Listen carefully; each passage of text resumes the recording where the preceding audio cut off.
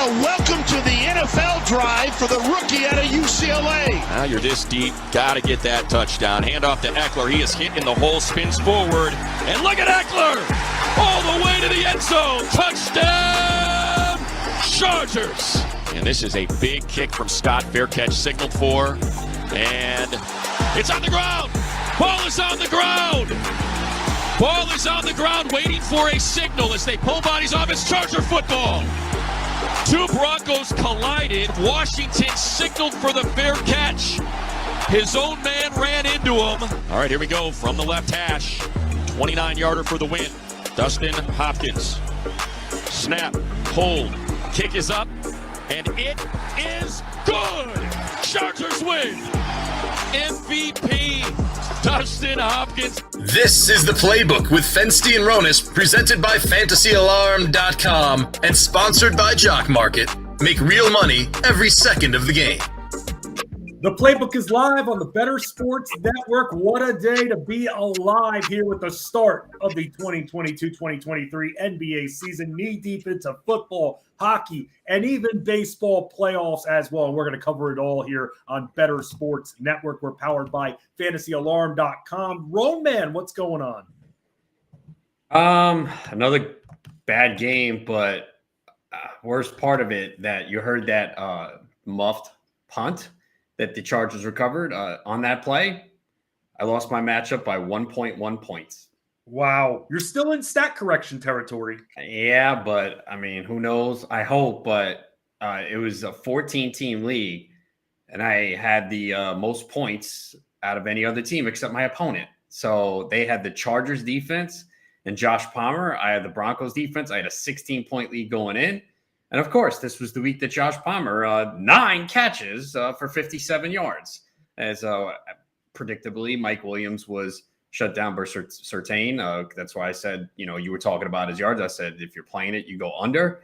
But, yeah, man, I would have won. All I needed the Broncos to do is field that cleanly, man. And instead, fumble, and I lose because of it. At least I did have the Broncos +4, though. So that helped. But, man, losing that 1.1 points absolutely sucks. So instead of being 5-1, I'm 4-2. So let's set the scene here. So the Chargers end up winning. You heard all of the sound from the Chargers and Broncos radio networks. 19-16 in overtime. Denver still covering. The Chargers win the game. One question for you about the muff punt, and that is, do you think that the Charger that had his back to him, to the guy who muffed the punt, Washington or whatever, do you think that he got pushed into Washington at all?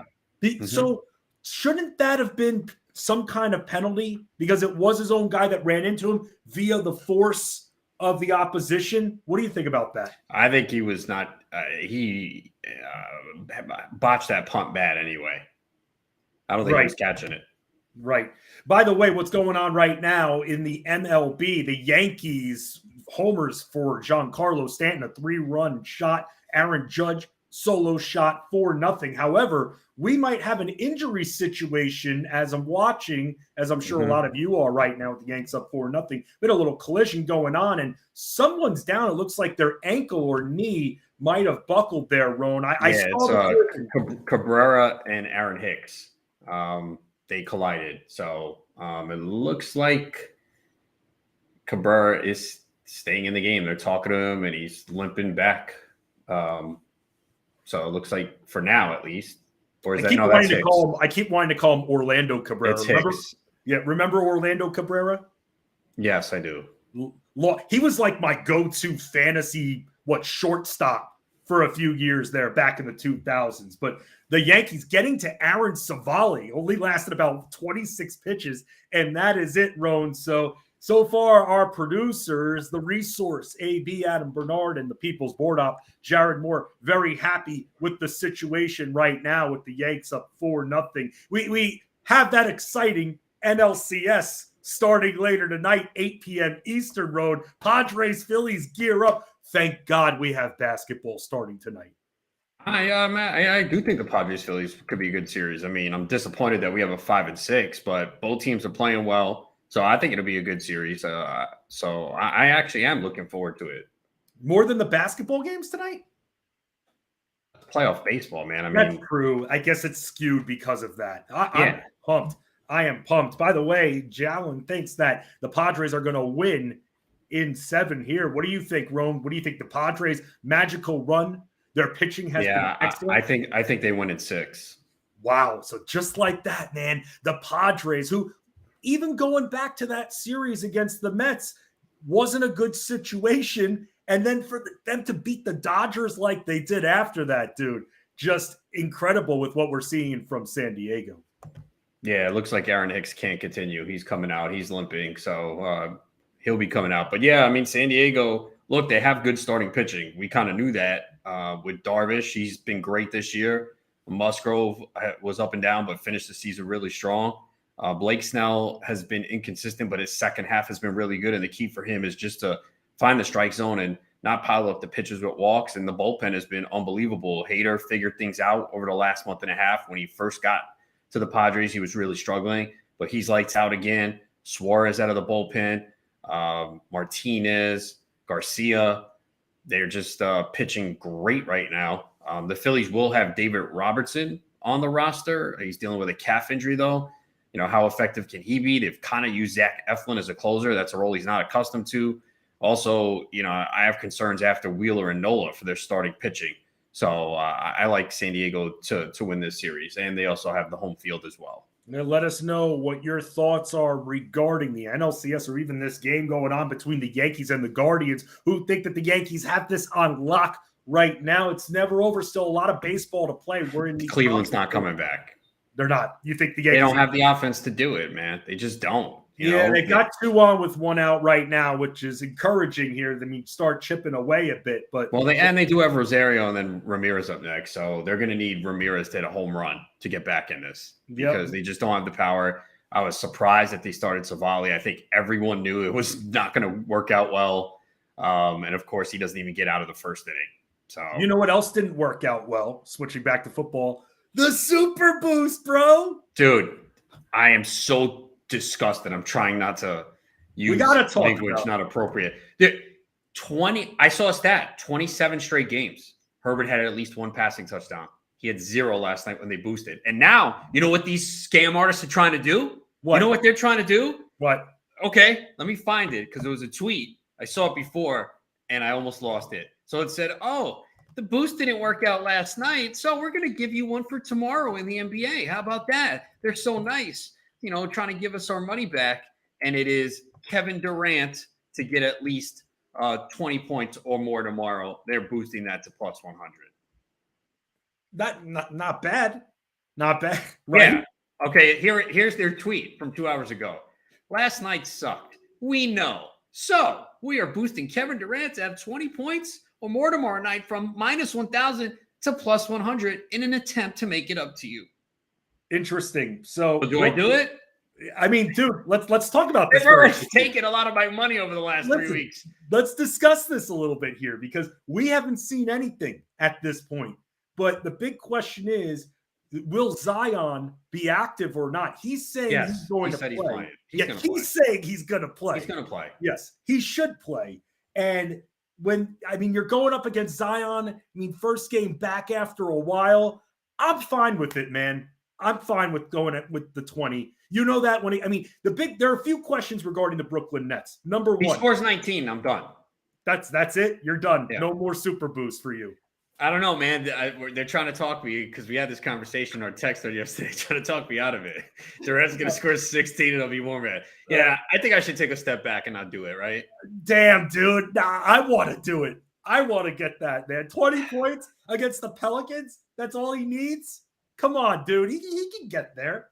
He's going to, I can imagine how many shots he's going to be taking tomorrow. The Herbert thing is it's so absurd. And the worst part is he had 57 pass attempts. Now, I did note saying that the Broncos have only allowed 3 passing touchdowns this year. But really, Herbert can't get 1? Just insane. So, I don't know, man.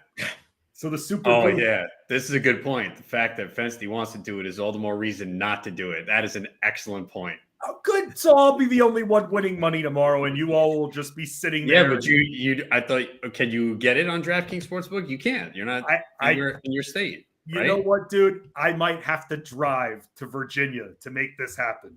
I might have to take the drive in order to make that happen. I think this is very doable.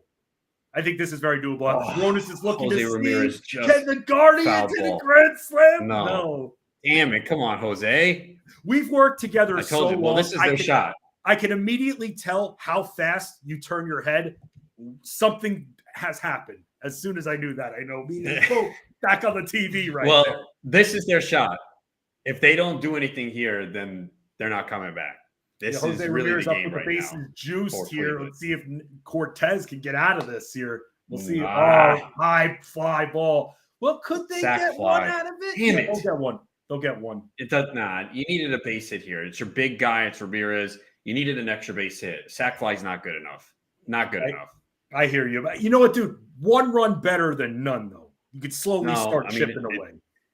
Ramirez, man, like that's your guy that you need to come through, right? You've seen Stanton with the big 3-run homer and Judge with a home run. Like, the two big guys did what they needed to do. You needed Ramirez to get a hit there, not a sack fly. I did not think the Judge hit off the bat was going to be a home run. I thought that was just going to be a fly out to Well, that's what happens when you use PEDs. Wow. Look at that take right there. It's getting sweaty. The hot takes from Adam Rodas. Look at that Aaron Judge.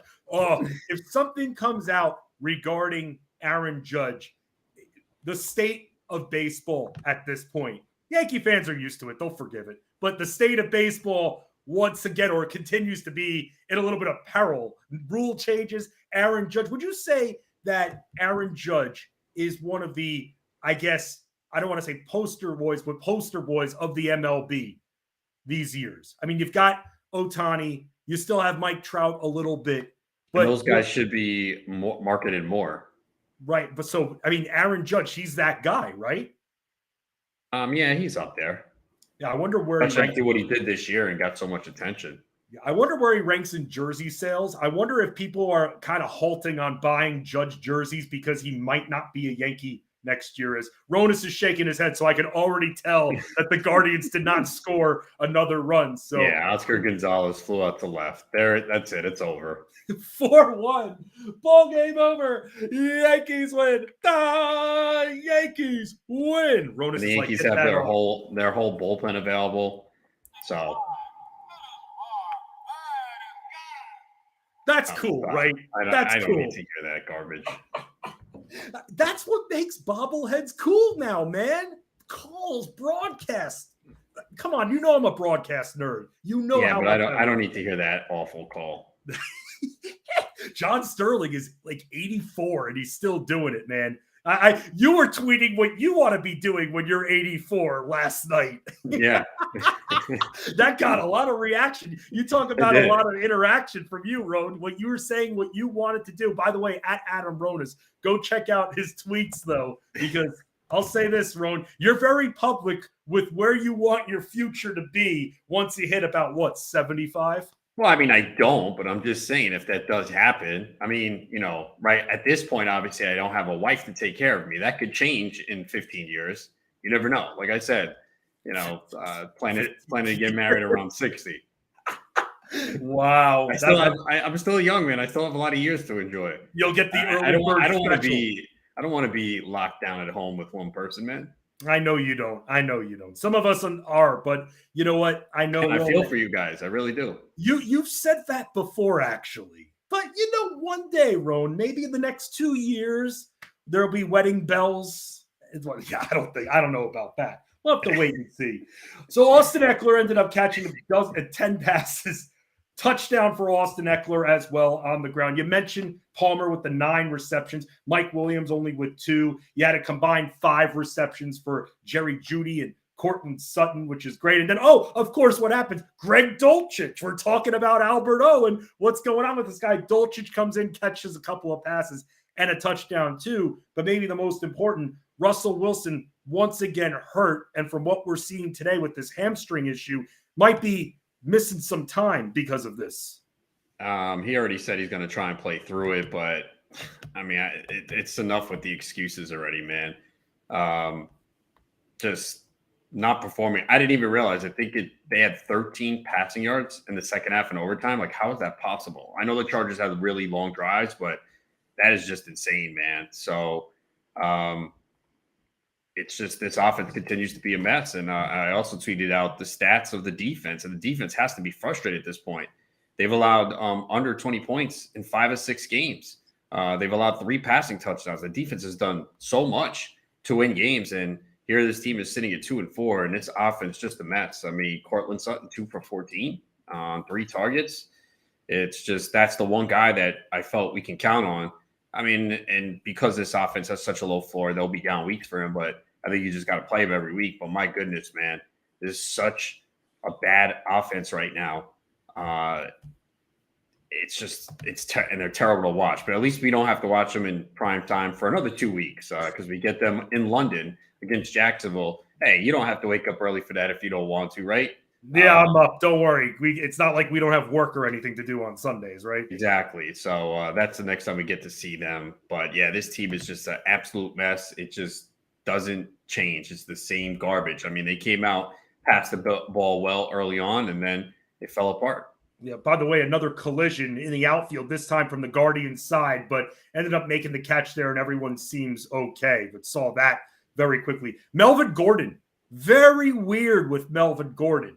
And all of a sudden, here's, as you were saying yesterday in the playbook, Latavius Murray, we have to see how involved he's going to be. Well, here comes Latavius Murray with double-digit carries, and Melvin Gordon at this point is probably an afterthought. There was everything that he was saying and everything that the reporters were saying. He was not hurt at all, was just not utilized.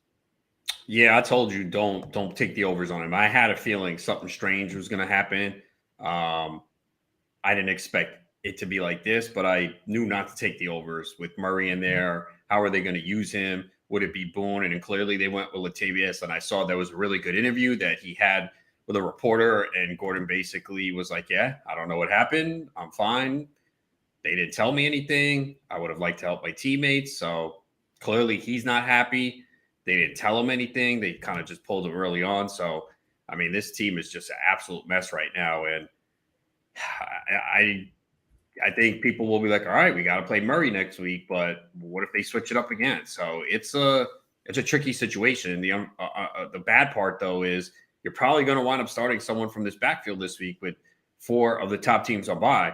I started going through my rankings already, and I was like, my goodness, the top 3 receivers that I had ranked last week are all on bye this week, and 5 of the top 10 that I had ranked last week are all on bye this week. So it's going to be bad. There's injuries. So I think people who have Latavius Murray are probably going to play him this week. They're going against the Jets. Melvin Gordon is dicey, and so is Boone at this point. I mean, but would it be a surprise if they go back and Melvin Gordon becomes the main back next week? No, but really difficult to try and figure out what's going on here in Denver. And again, they just look so bad on offense. Makes me wonder, and we're going to talk about this a little bit later on, running back landing spots. We got a couple that are on the block. Christian McCaffrey, as we've known for the last week or so. Cam Akers as well, who, I mean, we don't know what we have in Cam Akers theoretically, but we're going to maybe talk about some teams that could use some relief when it comes to running backs or trading for a major stud like Christian McCaffrey. We'll go over that. Rick Kamla, Better Sports Live, coming up right after us. He's going to stop by tonight to talk about the start of the NBA season. And because we're all giving away the whole Allen Iverson autographed jersey, I wore my Allen Iverson old school jersey. This was like from his first year, this logo, 96, 97, the year he crossed over MJAI. We've been talking about Allen Iverson, just how awesome he is, and Sixers playing tonight. Boston, I got a prop that I like. I like it very much, except for one thing. It's very juiced up, and that frustrates me. But I liked it this morning. I still like it, even with the juice. I'm still fine with it. Going to go over that in just a little bit. We'll talk NBA in general, Rome, because I was looking at some of the win totals on DraftKings Sportsbook. And when I was appearing before on Lunch Money with Kyle Elfrink and Ray Flowers, airs noon to 3 p.m. Eastern on Better Sports Network. When I was on with them, they were asking about win totals and odds and everything like that. So I was looking to see which win total I really didn't like. And there was one that it's kind of scared me off, turned me off a bit. So we'll go over that as it is the start of the NBA season. Just a couple of games tonight with the Sixers and the Celtics, and then the Lakers and the Warriors. One of the things that we will note about these games for those that are betting props, the Warriors will have to see how far their starters go into this game, or rather how many minutes that they're given, because apparently there is some conditioning issues and that could lower the ceiling, at least when it comes to playing time for the Warriors. But we'll have to wait and see regarding that. Let's go over waivers and some of the news around the NFL. Happy to be with all of you. It is the Playbook, powered by FantasyAlarm.com and sponsored by Jock Market here on Bettor Sports Network. The Playbook with Fensty and Ronis is sponsored by Jock Market. It's Moose and Keith with Mark Malusis and Keith Irizarry. Moose and Keith with you. Let's welcome aboard right now, Iron Eagle. One of the great stories that I have from doing notes on a plane, and you always get people looking over. They see color-coded uniform numbers, names, height, weight, age, background, hometown. And I had a woman sitting next to me on a flight, and I'm doing my notes, and she's kind of giving the look, then looking. And I can tell she's looking. And then finally, she'll say, so what is it that you do? Well, what do you think I do? She said, are you a wedding planner? I said, yes. I said, I have to put Rob Gronkowski at Tom Brady's table. I said, you know what? You're not correct, but it's the best answer I've ever heard. That's great. Corey Nando and Friends, presented by Mayo Media. Fantasy Life Fantasy Executive. It's going to be a football life. The Fantasy Executive is probably going to be the best football life ever. We'll be the guest, everyone who was on yesterday, basically. Yeah, everybody that's on yesterday will be the guest. Scott Ingram, you know what I'm saying? Adam Ronis. Yeah, everybody, those people. Because what Nando, obviously you'll be there. You know what I'm saying? We'll go to the GST and shoot some scenes. You know what I'm saying? That'd be nice. We'll shoot some scenes in Midtown Manhattan. Antonio Brown can be on my football life, That'd right? be nice. Because that's a big part of my come up as a fantasy analyst. Everybody, the football life, the Fantasy Executive is going to be for the people. When they do the football life on the Fantasy Executive, I'm going to be hands on. Good. Yeah. You talking to you.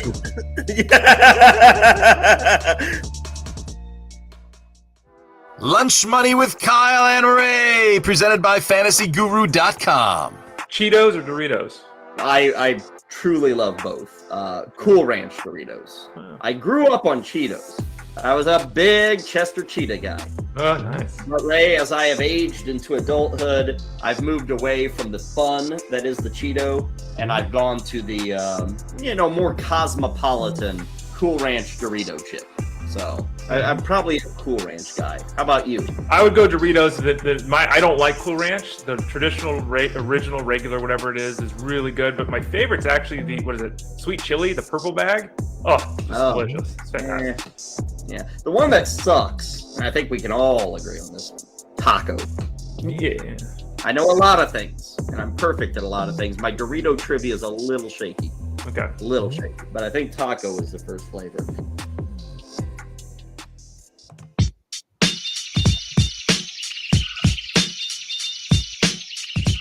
Jackson hands it to Drake. He's got a hole. He's from 20, 15, 10, 5. Touchdown, Kenyon Drake. Jones pumps his right leg. Takes the snap. Back to throw. Fires it left. Completes it to Robinson. In for the touchdown. A little speed out for the rookie from Kentucky. His first NFL touchdown. The Playbook with Fensty and Ronis is sponsored by Jock Market. Make real money every hour, every minute, every second of every game.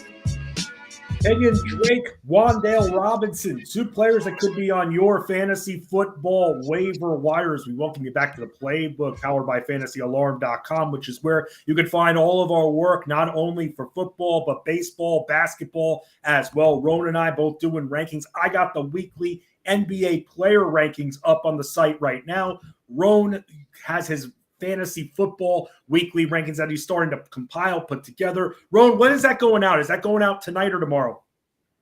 It should be up tonight. Okay, so then you'll be able to follow both. We'll be constantly updated, especially going into this NBA season, this first week. It'll be interesting to see when it comes to rotations, how things end up shifting. It's often we see that in the first week they tried out, especially those players that did well in preseason. Maybe they're given a little bit of a longer leash for the first couple of games. And then by next week, we should know as rotations are settling in for the NBA. But for the NFL, Rome, when looking at that waiver wire, not too much. I mean, we heard the highlights here for Kenyon Drake and Wan'Dale Robinson, courtesy of the Giants and Ravens radio networks. Who are you prioritizing at this point? Because the list I put together, obviously Drake was on it. Latavius Murray, he is on it. Tyler Algier will start with the running backs. I didn't see too much, though, outside of Latavius Murray that I'm very interested in. Yeah, there's not much. I mean, again, it all depends on your situation, too, because the bye weeks – and injuries. So it's going to be different for everyone. Drake might only be a 1 week play. Depends. Is Gus Edwards going to be back? What's the status of J.K. Dobbins? Is Justice Hill going to be back? So a lot depends on all that. He does have a good matchup against Cleveland, so he might be a 1 week play. Again, with Latavius, you still have Gordon and Boone there. So a lot's going to depend on, what you need at this point. And I do have some teams that are really hurting with this bye week because I have a lot of Diggs, Gabe Davis, Darrell Henderson. So it's going to be a rough week for a lot of people. You're going to see some pretty low scores this week, I think. Yeah. Also very interesting, a piece of news that came out. These running back backfields, very difficult to figure out this year as a whole. But Coach said before, and the Bears could be going with a hot hand approach moving forward. You believe in that, or do you think that it could still be Montgomery getting the majority of carries here, even though, as we've talked about, he's not the most effective runner? It's probably mostly Montgomery. I think they'll mix Herbert in. He obviously had the big run last week, but I think he's rostered in most leagues at this point because we saw when Montgomery was out, he's capable of that big workload, and he has that big playability. By the way, the Ravens signing Deshaun Jackson. He's as old as you, Roan, at this point. I feel like he's been playing football forever, this guy. Yeah, I mean, I don't think there's any need to add him.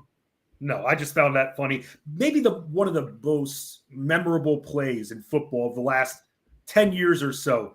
That play where he, I guess, ran it back ran a punt back or something like that, Roan, and then he milked the clock. There wasn't a giant defender near him. He milked the clock and started running in a vertical pattern right near the end zone so he can milk more time off that clock, which was smart. Ended up scoring the touchdown after that. Do you remember that play at all? Do you have any idea what I'm talking about? Mm-hmm. That's big awareness right there. It's when you're on the field, that adrenaline to do that. And yeah. Oh, I'm sorry. Jared Moore. I'm sorry, okay, our producer. He was being a showboat. My bad, Jared. My bad. There's your moron segment. I'm the moron, okay? Jeez, seriously. Like our producers literally wrote it. It's like every little thing. Can't they just let us talk here? Seriously. No, they can't. I mean, it's pretty clear. No, it's clear. Come on. Get out of here with that. Let's go. No, I'm just kidding, Jared. I'm just kidding. You're the best. You're awesome. Non-moronic. By the way, we are going to do that moron segment at some point, Jared. I know I've been talking about it a lot. So we are going to do it at some point. We'll think of a fun little angle to bring that in. By the way, we want to talk with all of you in the comments section as well. Smash the fun button. You're having fun. Even if you're not, just smash it anyway because it's a cool thing to do. It's like hitting the like button on Facebook. But you can also smash the fun button and you can ask us questions and we'll talk about whatever topics you want. It's all about the Bettor fans here on the playbook. For instance, Jay Allen is asking us about quarterbacks, Roan, looking at Tua, Goff, Daniel Jones, or even Tannehill for this week here, Roan. Anyone stand out to you? Yeah, I'd go Tua. He's got the two big receivers with Hill and Waddle, though. Keep an eye on Waddle. He had a shoulder injury. So we'll have to see about that. But I go with him. Goff has a tough matchup against that Dallas defense. Jones just doesn't have a high ceiling. Same for Tannehill. So I would go with Tua. Let's talk about a few more players here. Here's some news regarding quarterbacks. Taylor Heineke is going to start for Washington. If Kenny Pickett can clear the concussion protocol, he will be active for Pittsburgh. So that is what we're looking at when it comes to the news. And also for the Thursday game, not looking good for Michael Thomas and Jarvis Landry. Now, yesterday I saw that it wasn't looking good for Marshawn Lattimore either. So we'll have to just make sure we find out whatever updated news that we get on the situation in New Orleans. But it seems, Rome, that everybody there is just banged up, except for Alvin Kamara at this point. Yeah, it looks like Chris Olave will be back, so that'll help as well. But yeah, it's been a typical Michael Thomas experience. A couple games, and now he's hurt again. And with a boy, do I feel stupid, man! I feel stupid. I have 3 shares of the guy. I love the value I was getting. He's back, can't guard Mike. He'll be okay. I feel so stupid for investing in him. Yeah, I took him in 1 league. Again, it was my first draft, so in that 14-team league, and still doing well without him, but it's catching up now because bye weeks and injuries and everything. And fortunately, did have Wan'Dale Robinson and started him last week, and he came through. I have Allen Robinson on that team, who I didn't drop, and of course, he has a good week last week. So, and I just thought Russell Gage in week 6 in a league because I have Allen who's hurt, I have Michael Thomas who's hurt, and I have somebody else who's also been banged up too. So. Yeah. Well, you like all the receivers. That's what happens. Yeah, I guess I should not like them anymore. Stupid. I am so done with this guy. Can't guard Mike. Can't field Mike. He doesn't stay on the field. No more of this Michael Thomas stuff. Come on. So I thought he was going to be able to play a couple of weeks ago. Nope. We still have not seen him. When it comes to wide receivers, Roan, some of the ones that I've seen that could still be available on the waiver wire, Alec Pierce, we've talked about Wan'Dale Robinson, Mecole Hardman there, Rondale Moore, Donovan Peoples-Jones, and Chase Claypool. I mean, with Chase Claypool, I feel like we're going to be playing a game of hot potato regarding him and Pickens. So it's very hard for me to put all that trust into Claypool, especially if Kenny Pickett is out there too. Yeah, I mean, it's a problem with all those receivers because they all can't produce on a given week, so it's going to be inconsistent. It sounds like Pickett will play. I mean, Tomlin said if he clears concussion protocol, he's going to play, and sounds like he'll practice. So then again, with these concussions, you just don't know anymore. So it wouldn't be a surprise. But yeah, it's just you got Claypool, Pickens, Deontay Johnson, Freiermuth if he's back. They're not good enough for all those guys to perform. Yeah, but looking at some of these options that you can pick up on your waiver wire, are you encouraged at all by any of these Colts receivers that could be out there as they're getting set to go up against Tennessee? Campbell plays more than Pierce, but Pierce seems to be a guy that Ryan trusts. The problem is, what they passed like 50 plus times last week? That's not going to happen every week. So, I mean, it's really Pittman, maybe Pierce. I mean, Campbell, if you're in a big jam this week, again, and there are people who are in, trust me, when you start going through your lineups and looking, you're going to be like, oh, damn, I really am desperate this week. So I feel like a lot of people are going to put lineups out there this week that they're uncomfortable with. Have we seen anything regarding, speaking of players that we're uncomfortable with, players that we can't even put any eggs in their basket, at least for now? Are we at all comfortable with Rondale Moore being that Robbie Anderson is so new to the team? Or do you think that he'll still probably get out there, even only after being there for a few days on Thursday, and still play? Because we might be able to get a little bit of a higher ceiling for Rondale Moore if Robbie Anderson needs a little bit to kind of get used to the offense. I can't imagine Anderson plays much. So I would think Moore is a guy that you can play this week. And again, when you start looking at the receivers that are missing, and you're going to be like, wow, this guy's ranked here. Trust me, it's a bad week. So you're probably going to play Moore if you have him. It's been a few bad weeks lately when it comes to this is by far the worst. Because of who's on bye. Yeah.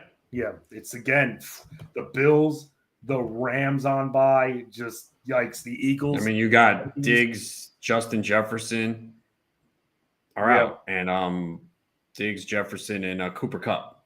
Devontae Smith, AJ Brown, at Thielen. It's bad. This is pretty bad, actually. This is going to be awful. Are there any other receivers that we should be looking out there? I just named about 6 that I'm somewhat interested in if I had an extra spot. Is there anyone else? I think Tyquan Thornton is interesting for the Patriots. He looks really good. I know they had a couple of injuries with Aguilar and borne out, but I could see in a deeper format him. Josh Reynolds will depend on what happens with DJ Chark. Is he good to go? I would think St. Brown's good. You got Jamison Williams back probably in a couple weeks. I guess you look at the Saints with Callaway or Traquan Smith if Thomas and Landry are out. But then again, Olave should be back, so he'll take most of those targets. But, yeah, maybe a Zay Jones is out there. That's what we're looking at right now.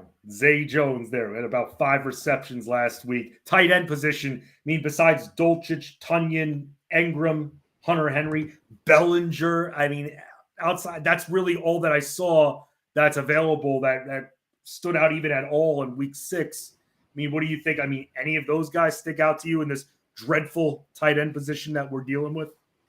Yeah, I think Dulcich. Again, the offense is not great, but he did run a lot of routes. He barely blocked, and they were talking about him in camp. Albert O was a healthy and active. I think Bellinger, he played 93% of the snaps, and it's the second straight game he scored a touchdown. So we know that they're lacking at the receiver position. I think Cade Otton with Cameron Brate was carted off the field with a neck injury. So, Otton, we saw some flashes from him. Digging deeper, Juwan Johnson this week against Arizona. They're pretty bad against the tight end, and he played 77% of the snaps last week. Maybe Noah Fant. It looked like it was Disley for a bit, but Fant had 7 targets last week. Disley had 1. So, some okay options as people might be streaming tight end quite a bit. But Dulcich is probably available in a lot of leagues, and Bellinger. Yeah, we're seeing a piece of news that came out. Not too much to really go crazy about, but Hopkins, Chargers, he is going to be out for the next 2 to 4 weeks, according to Adam Schefter, via head coach Staley, saying it's a hamstring injury. We knew that was wrapped before. Now, with him out 2 to 4 weeks playing hero, but still, he's going to be out. A few kicker injuries here, more than usual. Normally, you get one every so often, but there have been a few. The Prater definitely being one of them. We have now Hopkins that's hurt. So I've noticed that there are a few more kicker injuries. And now I'm starting to focus it on more, Rome, because when we're doing our prop wars, field goal props, I'm starting to think about it. Yeah, should have played the Prater. Not Prater, McManus last night. I told you they settled for a lot of field goals in the red zone. So, because again, they do move the ball. It's just once they get to the red zone or inside the 40 of the opponent, they just not move the football, and it's helped McManus, and then especially when he's at home, that high altitude helps him get some of those longer field goals. We're talking a lot about investing in players, investing in teams. Well, let me tell you about Jock Market. We talk about it a lot. You hear it a lot on Bettor Sports Network, our sponsor, because they offer live daily markets for sports that let you buy and sell shares of the athletes in real time with other users, all for real money. And each share is a guaranteed payout at the end of the night. You can download now using promo code PLAYBOOK to receive a 100% deposit match up to $100. Your first market will also be risk-free with losses refunded up to $100. You can download the Jock Market app now using promo code PLAYBOOK. PLAYBOOK. That's how you spell it, right, Rome? Yes. Okay, just wanted to make sure that you knew how to spell playbook. For everybody out there, because you never know, you might be writing it in, oh, you want to get the promo, boom, you forget the Y. That's why it's very important to always spell it out. For those that are young broadcasters out there, take heed, because that's something that's very important. You never know who knows how to spell what word here. Let's talk about more investing. And every week on fantasyalarm.com, I put out the weekly fantasy football stock watch report. 3 players trending up, 3 players trending down. We'll give you 2 and 2, and then you can go to the site and see who else is being featured. He's Adam Ronis. Give him a follow on Twitter at Adam Ronis. I'm Justin Fensterman. Give me a follow at FenceD Sports. Make sure you follow Bettor Sports Network at Bettor Network. Happy to be with all of you. Can't wait to talk some basketball here. Continuing on the football, we'll keep you up to date with baseball. Still 4-1 Yankees over Guardians in the top of the 5th inning. And we'll tell you where we're liking for props and also fantasy for fantasy basketball. It is the Playbook powered by fantasyalarm.com here on BSN. Playbook with Fensty and Ronis is sponsored by Jock Market. Make real money every hour, every minute, every second of every game. The Playbook with Fensty and Ronis is sponsored by Jock Market. Make real money every hour, every minute, every second of every game. For those that love the stock market, it's a very interesting way on how to include essentially fantasy sports and statistics when it comes to investing into players. We say it all the time that we have shares of players. Well, you legitimately buy shares when you download the Jock Market app. And when you buy shares of a player, like for instance, I'm seeing in the most recent one, Cooper Kupp, he's about $10.44 right now. If you wanted to buy a share, you buy a share of a player, and there's an IPO time frame that you buy the shares on the players on Sunday. You buy them at the IPO. Let's say you wanted 8 shares of Cooper Kupp, and you want to try to invest in the players, find the best values because players are at different dollar values. But what happens is those IPO values actually change. So where you're thinking you're getting in on maybe the ground floor, and I'm buying shares of Cooper Kupp, legit shares of Cooper Kupp that can end up paying about $25 a share back in return if Cooper Kupp is the top fantasy scorer. So it's legitimately the stock market, and then there's even trading involved. Ronis, I don't know if back when maybe you were in grade school, they had something in a business class about you just pretending to play the stock market, keeping track of the money.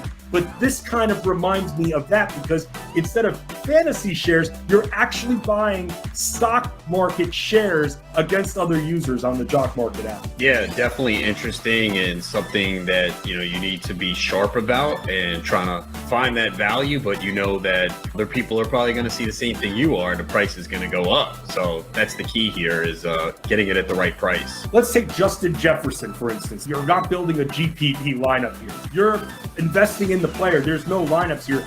So someone like Justin Jefferson at 771, he's coming off of 2 monster performances going up against the Dolphins here. This could be another big matchup.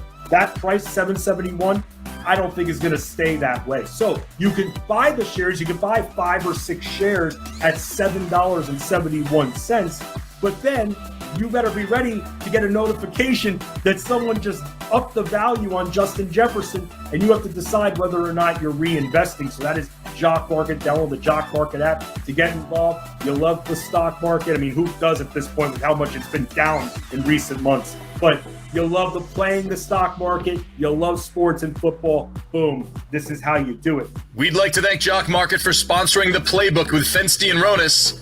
Jock Market. Make real money every second of the game.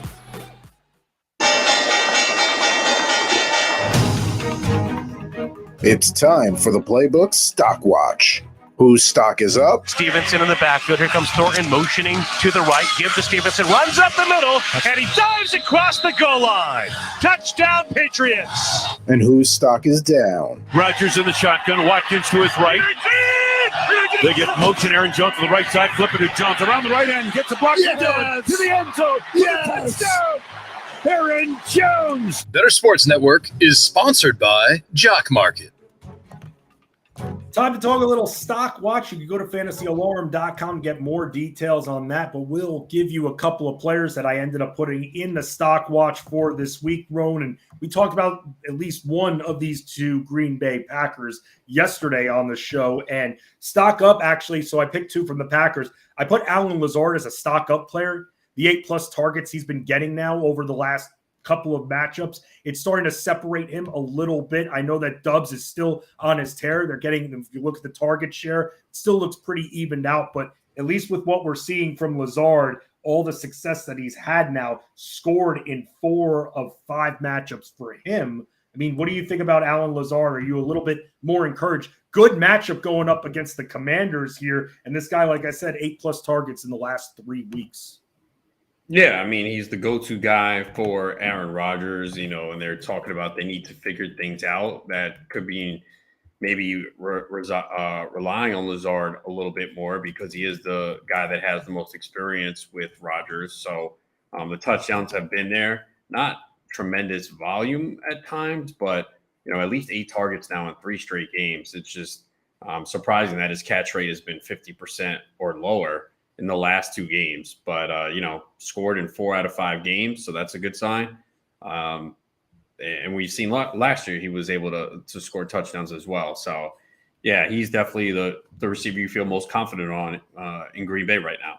Yeah, so we talked about those teams, the three teams that we've really marked as, at least up to that point, being hard to really determine who we can trust here. The Packers, the Chiefs, the Jets are three of those teams. The Packers is starting to clear up a little bit. The other two, though, or especially the Jets, we're going to have to wait and see. Trending down on the other side. And when I say trending down, that doesn't mean that they can't have a bounce back in the next matchup or two. They can. But here's the big question here. Aaron Jones. I could have put one of Jones or Dylan. Dylan seemed like it was almost too obvious. But when it comes to Aaron Jones, man, I mean, they're going to have – we're used to not only getting some on the ground, but we're used to also having him catch some passes here. And when looking at the last few matchups for him, if you're seeing the targets, he has not had more than 3 receptions at all this season just yet. And it just makes me wonder what we're looking at moving forward from the guy because – yeah, I mean, he's been running nicely on the ground, almost 6 yards per carry, but because of A.J. Dillon being there, he's in a constant timeshare split, not even locked into 15 carries,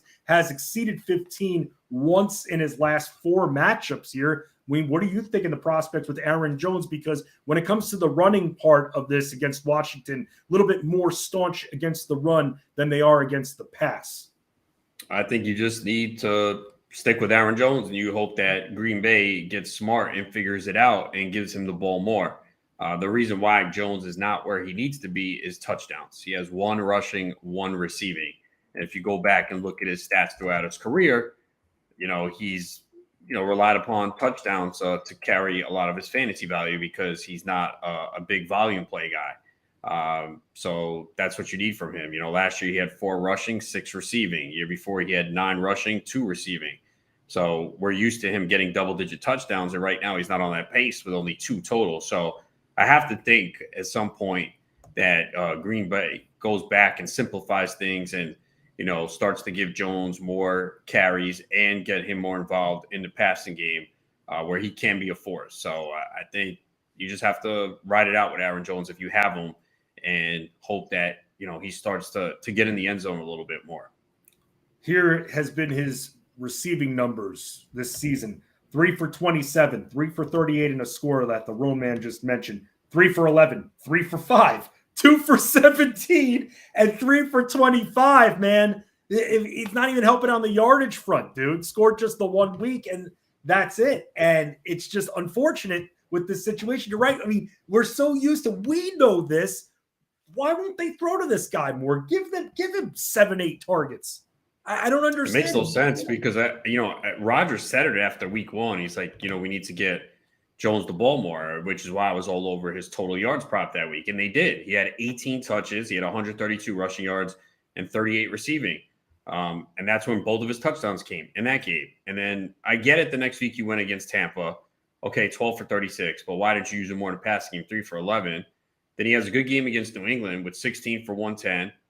And then, the game against the Giants, 13 for 63, but only 2 receptions. And then last week, they did nothing, even Dillon. So they need to figure things out. And I think it starts with getting Aaron Jones the football more. Yeah, come on, Rodgers, let's go already. I mean, what are you doing?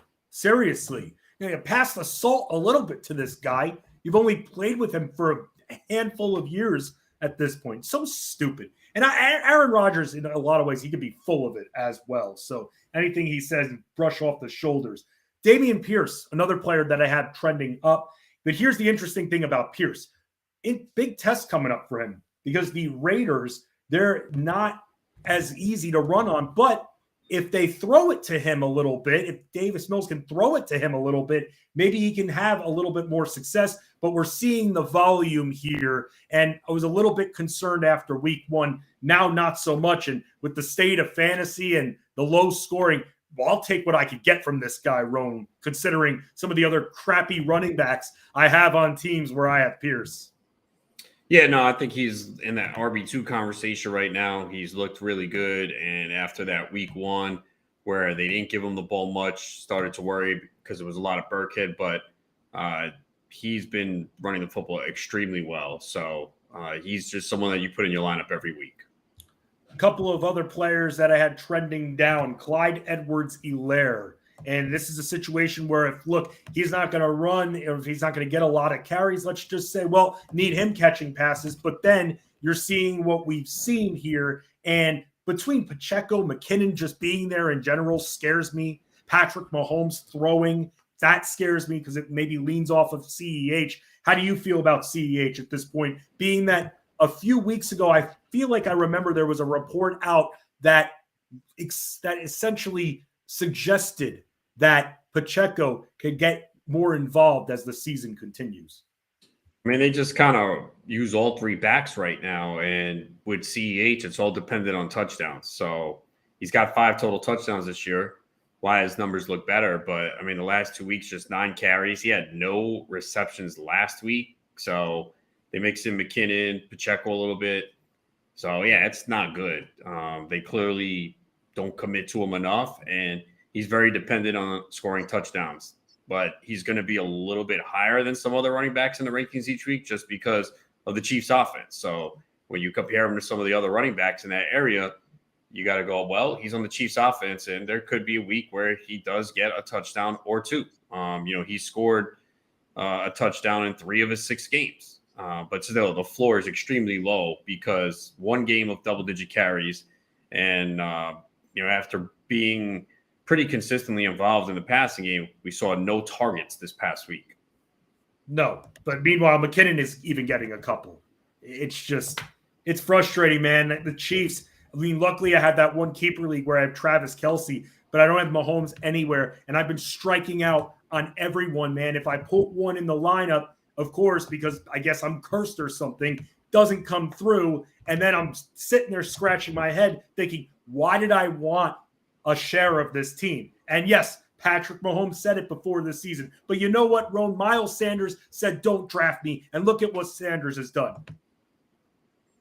Yeah, I mean, that was a surprise. But I don't think he meant that, seriously like that. He was just basically saying, look, I'm tired of hearing all the criticism, so don't take me then. And obviously, things have worked out very well for Sanders this year. He's running the football very well. And he stayed healthy. I mean, look, I've always been a fan of Miles Sanders, and I drafted him every year. I didn't take him this year, though. Probably should have because it's the cheapest, but, he's averaging 4.6 yards per carry. He's got 4 rushing touchdowns. He's just not involved in the pass game a lot either. But, again, this Eagles offense is one of the best in the NFL. And if he's going to get, 15 carries every single week, and he has at least 13 carries in every game and at least 15 in 5 of 6. So, always a good chance you score a touchdown. It would be nice to see him more involved in a passing game because he certainly has that explosive big play ability. Final faller, and this guy it's so disappointing, man. And I know we talked about it and he's frustrated, but Elijah Moore coming off the 0 has not given us one in PPR, full PPR, has not given us 1 week in which he produced 10 points, Rome. It's bad for him. And this was someone who fantasy players were drafting in the 6th round. And it's just been because of the way the Jets are spreading it out. And it's always everyone's spread so thin. And like you brought up yesterday, Breece Hall just being excellent, for putting a little bit more on Breece Hall now. And it's been working out well for the Jets. But you cannot trust Elijah Moore. I don't want to say drop him or anything, but it's a real big-time stash at this point. And you're hoping that things start to come alive for him.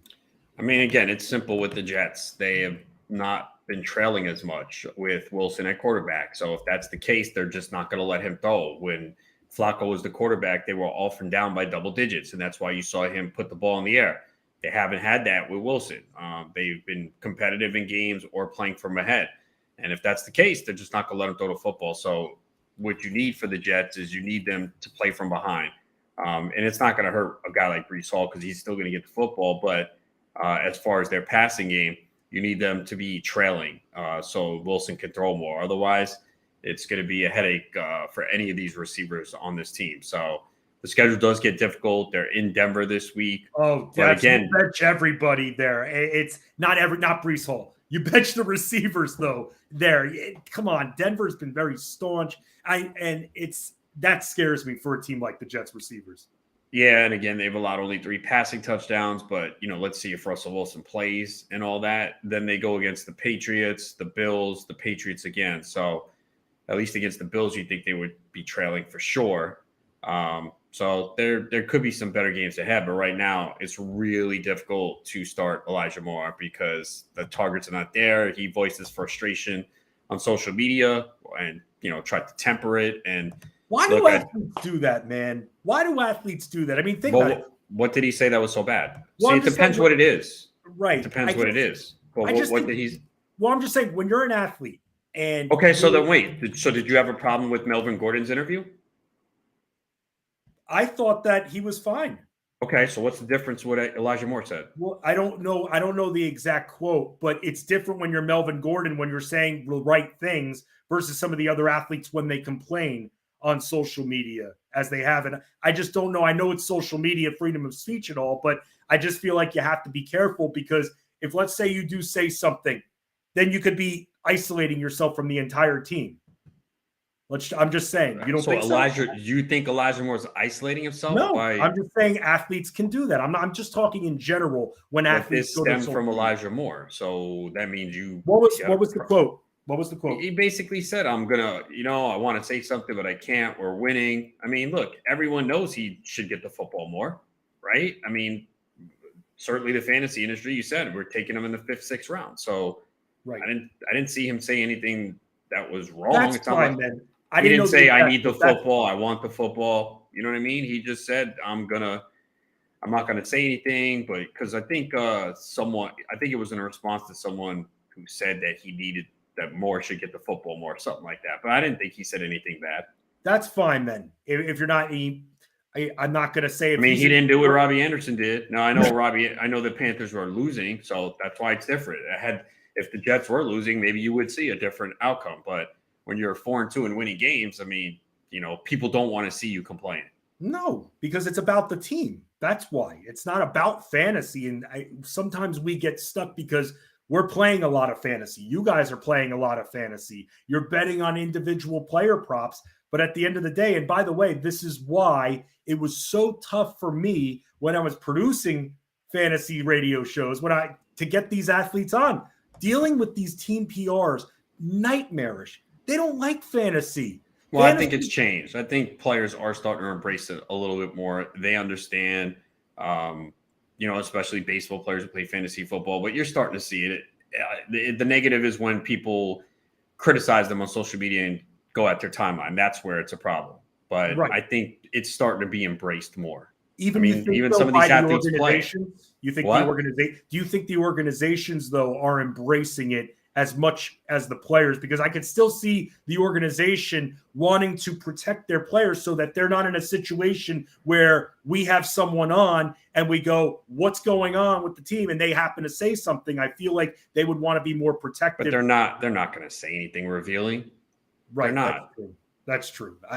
I'll say this. I heard Melvin Gordon on a media platform recently and was pretty much asked if he wanted high volume carries. Asked how much usage he wanted, Road. I almost lost more hair off the top of my head, if that's even possible when I heard that. What is an athlete going to say? Of course they want the usage. Come on. Of course they want the usage. But they should want the team to win. And if the team is winning, it's about the team. Who cares what they do? We were talking about Kevin Durant. And Kevin Durant does score 10 to 15 points. Yeah, he might be frustrated. He might be asked, what happened out there? Were you cold early season? Just, get used to the competitive nature again. But still, if the Nets end up winning, he won't care about that too much. Maybe Durant's a bad example because he responds to everybody on social media. Yeah, I mean, the Gordon situation is ridiculous. I mean, Hackett's quote today was, we're going to have a conversation. We want to be crystal clear on everything so he knows where we stand. Melvin didn't do anything wrong. We just didn't have a lot of plays. We'll have a conversation. Well, you didn't use them on any of the plays that you had after the first quarter. So it's just such a weird conversation. And Hackett has just done nothing to have anyone believe in him. And that team, you could see it. It's fallen apart quickly. I thought Hackett being there was going to be the greatest thing for their running backs because of what he did in Green Bay. He has no idea what he's doing as a head coach. I mean, it's clear. We saw it from week one. the play clock running down in Seattle. They just look so unorganized, like they never played together before. It's a mess. And, at some point, the defense is going to be like, my goodness, man, we're out here all the time. We're doing what we can to win games, and the offense is doing absolutely nothing for us. You think he might be the next coach fired? I don't know. Usually you don't see guys in their first year fired so quickly, but, the expectations for this team were higher than what they're doing, and they're losing a lot of close games. And a lot of times that is coaching. And just watching this team play, you can see that they're not a well-coached team. They have no idea what they're doing. No, they don't. It's pretty obvious. The Yankees extend their lead now 5-1 thanks to Anthony Rizzo hitting in a run. So 5-1 Yankees in this pivotal Game 5 that we were expecting yesterday. By the way, you see all the drama regarding, the Yankee game and people that were there waiting it out. And then Brian Cashman calling the fans customers, dude. Come on, man. You're calling. Yeah, but I think people don't understand. That was not a Yankees decision. That was baseball. Right. The Yankees don't decide it. It's the postseason. Right. But still, I just think it's funny that when he's commenting, he's like, we're sorry about our customers. Dude, call them fans. Come on. It doesn't have to be this business thing. Call them fans. Yeah, we feel bad for our fans. I'm sorry. We feel bad. We thought we could play the game. We didn't. Customers? Come on, man. I think they had intention of playing the game, and I was looking at the forecast too, and it looked like there was a window. It kept changing. I mean, there was one time I looked, and it was 30% chance of rain from 7 to 9. And then I'm like, why? And then all of a sudden it was 90 and 100. So the forecast did change constantly, and that happened. So, I mean, there's really not much that they can do. And that's a possibility when there's weather, that if you go there and park and wait around in concessions, buy things, there's a possibility that, you just spent a lot of money to not see a game. It sucks, but that's unfortunately what happens. I mean, this shouldn't even be happening. In major markets, the number one market, they can't get a roof on Yankee Stadium. I mean, come on. I don't know, man. I'm kind of mixed on that. I mean, I've never attended a baseball game inside. It just seems awkward. Like, it doesn't seem right to play baseball inside. But, dude, these weather issues, man, we can prevent these things. Yeah, but it doesn't happen a lot. It doesn't happen a lot. In the playoffs, it doesn't happen that much. We can't. I know the Yankees had 2 games postponed here in this series, but, it happened. Right. I mean, it was pouring in the Padres game. The Padres game had a delay to start. That game on Saturday didn't end till like 1:30 a.m. I mean, San Diego, of all places, to have a rain delay, and then even it was pouring in the end of the game too. I don't know how much it costs to put a roof on these stadiums, arenas, whatever. But I mean, I know that not everyone can afford it. The small market teams, I get it, but I don't get it at the same time. Like, we shouldn't be having weather issues anymore in sports. All right, just put roofs on everything. That we don't have to deal with this. It takes it away. It takes away the whole weather factor regarding everything. I know that some people out there like the weather factor, especially if it favors their team somehow, some way, or it may. But still, the natural elements, we can get rid of those and then be able to play our games so that we should know that we can make the stupid, long, hard trek to Yankee Stadium. However you get there, you can't drive. However you get there, teleportation might be the best thing. But enough of these rain delays and snow and everything, thunder, lightning, no more of that. Every stadium should have a roof. Let us know how you feel about that in the comments section. Let's talk a little bit about running backs,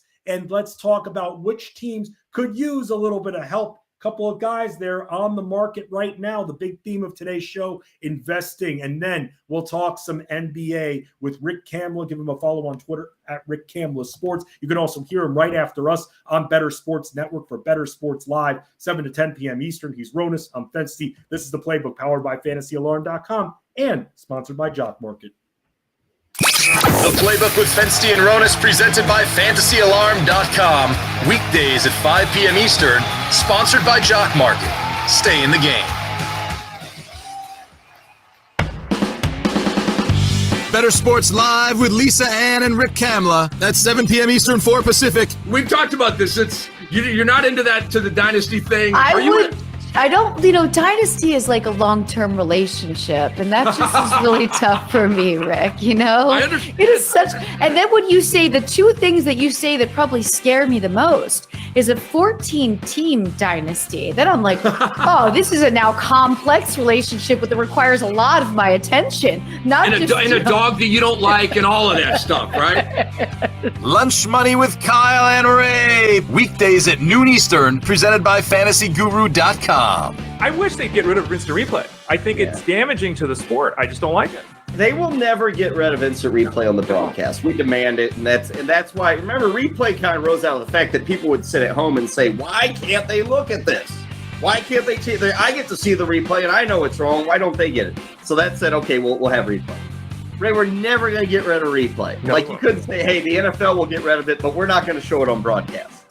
What if the NFL said, "We'll get rid of replay, but we will not show any instant replays at the stadium"? Would you be okay with, like, you'd still get them at home, and you could still yell at the TV, but the ref can't hear you there. Right. Like, I feel part of it is they have to have replay because the millions upon millions of people watching the game have replay. So, like, you can't not have replay when everybody else has it, but the guys making the decisions don't have it. Like, you gotta have replay. It's impossible. It is impossible. It's just my dream. It doesn't help. You need to get better dreams, Ray. That's not really like it doesn't help. That's the thing. If we use replay and it creates as many questions as answers that it solves, what's the point of it?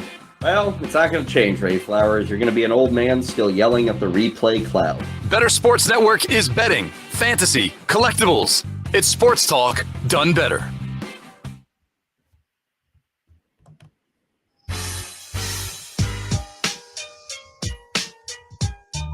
Mayfield under center, the snap, McCaffrey catapults into the end zone. Welcome back, Christian McCaffrey. Here comes a man in motion. It's Cooper Kupp as they take the snap. Feed Akers through the left side into space 10. Lowers his pads at the 5. Extends the football goal line. That should be 6. Touchdown, LA. Cam Akers from the 14. And for the first time in 617 days, Cam Akers finds pay dirt. The Playbook with Fensty and Ronis is sponsored by Jock Market. Might be another 600 days before Cam Akers finds the end zone. Again, as we welcome you back, the Rams Radio Network on the call. They're also Christian McCaffrey, the Panthers Radio Network. But how much longer will they be on their respective teams here? We're going to have to see both of them on the block. So for teams looking at running backs, going to switch it over to hoops in a little bit when Rick Kamla joins us, talk about the state of the NBA with the season starting tonight. Oh, so close. Very excited back with you here on the Playbook on Bettor Sports Network. All right, Ron, let's talk some shopping when it comes to running backs here, because you've got McCaffrey, you've got Akers, both of them on the block here. So I tried to put a list together to see who could use some running back help. We've been talking about the Broncos here, lost Javonte Williams. I don't know if they're in the market to get any more relief here, but based off the comments from Coach Hackett, like you were talking about just now, it seems that there are going to be a few running backs involved, at least for the short term here in Denver. Yeah, I don't see anyone trading for Akers. I think he gets cut. I mean, why is someone going to give up something knowing that the Rams don't want him? He's coming off an Achilles tear and hasn't looked good. So why is anyone trading for him? So I think he gets cut. Wow, flat out cut, and that's it. So, man, I wonder at this point who, if he does get cut, who would just pick him up just for the hell of it at this point? I mean, we just saw Deshaun Jackson get signed. We'll have to see where he ends up. Just very disappointing. And I'm taking a big L on Cam Akers because, and I know part of it is injuries, but I loved him. I scouted him coming out of college. I don't watch too much college football. I do watch Florida State a bit. I got a few friends who went to Florida State. So I've always been kind of in the Florida State watching boat. I don't want to say I root for the team and actively or anything, but I saw a lot of Cam Akers and I saw a lot of what he had to overcome. I also saw he had the ability to catch passes and just the vibes from week one where we were told before week one, it was going to be a 50-50 split. I still didn't believe it. I thought it was going to be ultimately Akers. Then what happens the first few series, we see Henderson out there. And that's when I started to be like, Henderson had a little bit of success. Akers comes in for a play or two. Boom. gets bottled up even before the line of scrimmage. And that right there started to put up the red flags there. It could be Henderson's backfield. Now we're looking at with what Akers just hasn't done, lack of consistency, man. I'm taking a big L, man. I'm taking a huge L. Just like Josh Naylor just took a huge L there as all the Yankee fans are doing the baby cradle thing as he lined out to shortstop. Good position play by the Yankees there. But the Guardians had 2 on. But, dude, I'm taking a big L on Cam Akers. That one's on me. Yeah, and you had to draft him early, too. So 3rd, 4th round. But, yeah, I want to know part of him. Was just worried about him coming off the injury, not looking good last year when he came back. Also, the offensive line issues for the Rams as well. So I just didn't want any part of him. And I liked it to go with Henderson around 8 or 9. And we'll see about that. They've talking of Kyron Williams potentially when he comes back. I know McVay mentioned about him early in the season and then he got hurt. So that's something to keep an eye on. And, Henderson did come through with the touchdown last week, but they did use Malcolm Brown. So, I mean, he wound up getting 14 touches. So if you can get that every week, you'll be happy with that. But again, it's an offense that is just not being productive right now in an offensive line that has a lot of issues as well. A couple of reports regarding McCaffrey, maybe linking him to the Rams and 49ers. Do you think that this year this guy's getting traded in season? I don't know because apparently the asking price is multiple 1st-round picks. We know that's not going to happen.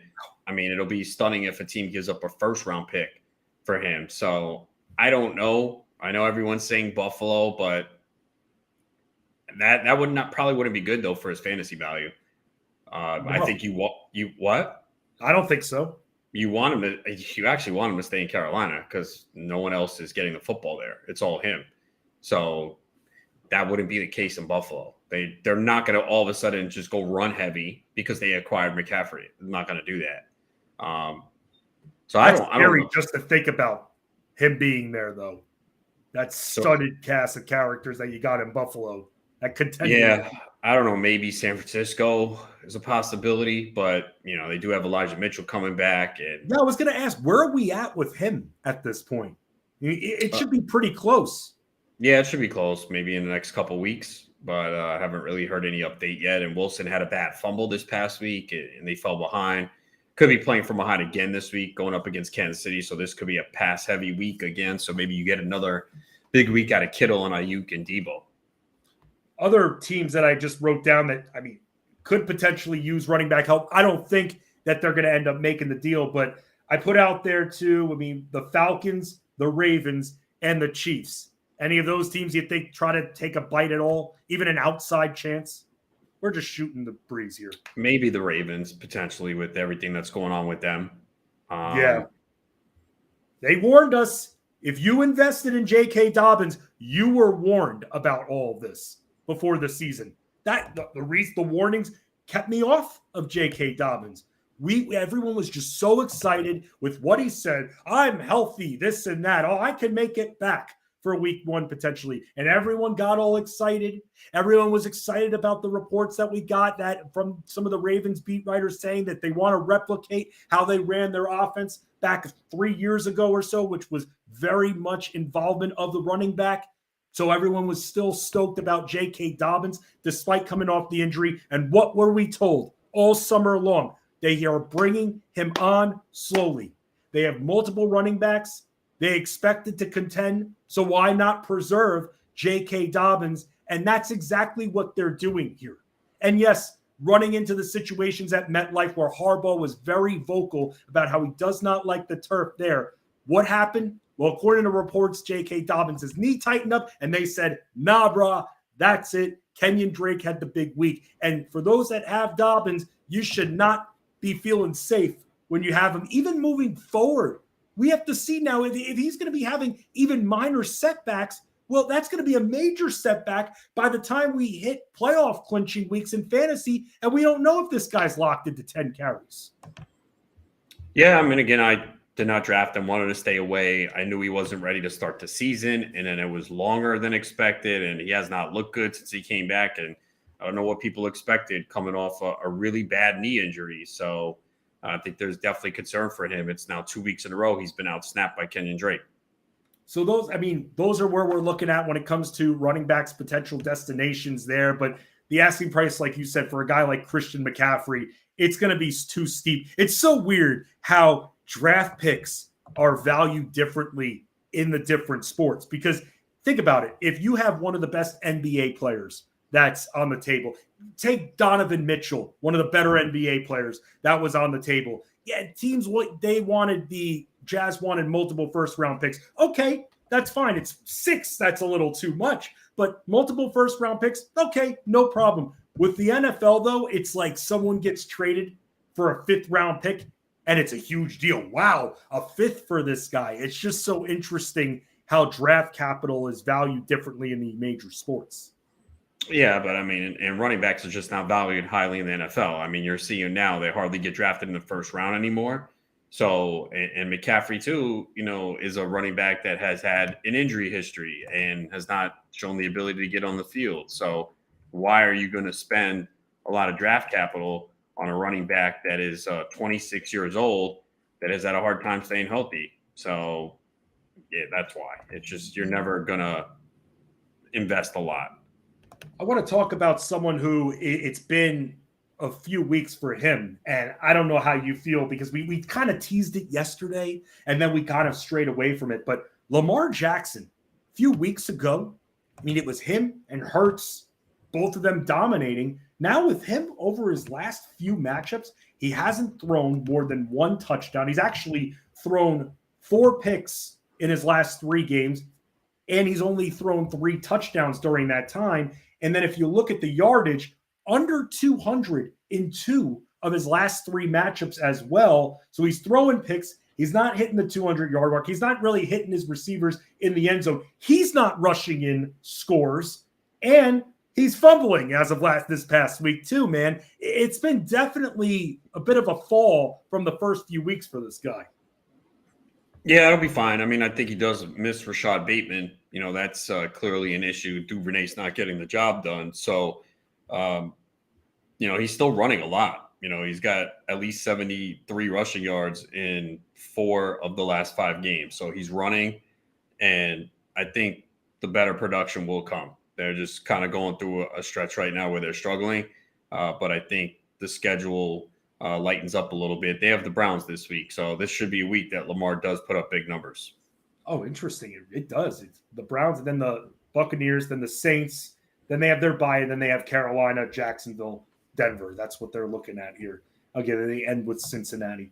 All right, so yeah, that's what they're looking at right now, the Ravens. I'm very interested to see what this team does and if Lamar Jackson can get back to being a little bit better. He's still throwing in the 30-plus areas, so that's totally fine there, but we want to see more touchdown passes from Lamar Jackson, and if that's not going to happen, at least try to run in, and he's still carrying the ball there. No fewer than 6 times in any game, no fewer than 7 times in the last 4 games for him right now. We are going to talk with Rick Camley. He's up next for Bettor Sports Live, but let's talk about the state of the NBA, what we're thinking regarding the MVP maybe, and tonight's games as well. And I got that prop coming up, and I'm just going to give you, by the way, a hint. We always talk about opportunities for you to win memorabilia, autographed memorabilia. If you tuned in earlier today, the Allen Iverson autographed jersey. No, don't freak out. I didn't win it. This is just my jersey. But now I'm going to give you a little hint on what's going to be given out next on the channel tomorrow here. Going to talk about it a little bit more. But I don't know, Roan, do you recognize who this is? Don't say the name, but do you recognize who this is? Yeah. Okay, so for everybody out there that recognizes who this is, a former athlete, now broadcaster, well, guess what? Tomorrow, you have an opportunity to take home a potential piece from this player. Who is this player, though? I actually just revealed the name, so I'm going to tell you in just a little bit. Let's get with Rick Camley, though, and talk about the start of the NBA season. Oh, so excited. Still 5-1 Yankees over Guardians at the bottom of the 6th inning. The Yankees are threatening again with 1 out, 2 on. We'll see what they do. We'll see if they can tack on any more runs. You know, our producers are happy. Happy producers equals somewhat happy host. This is the playbook here on Bettor Sports Network. Don't miss The Playbook, presented by FantasyAlarm.com, weekdays at 5 p.m. Eastern. Sponsored by Jock Market. Stay in the game.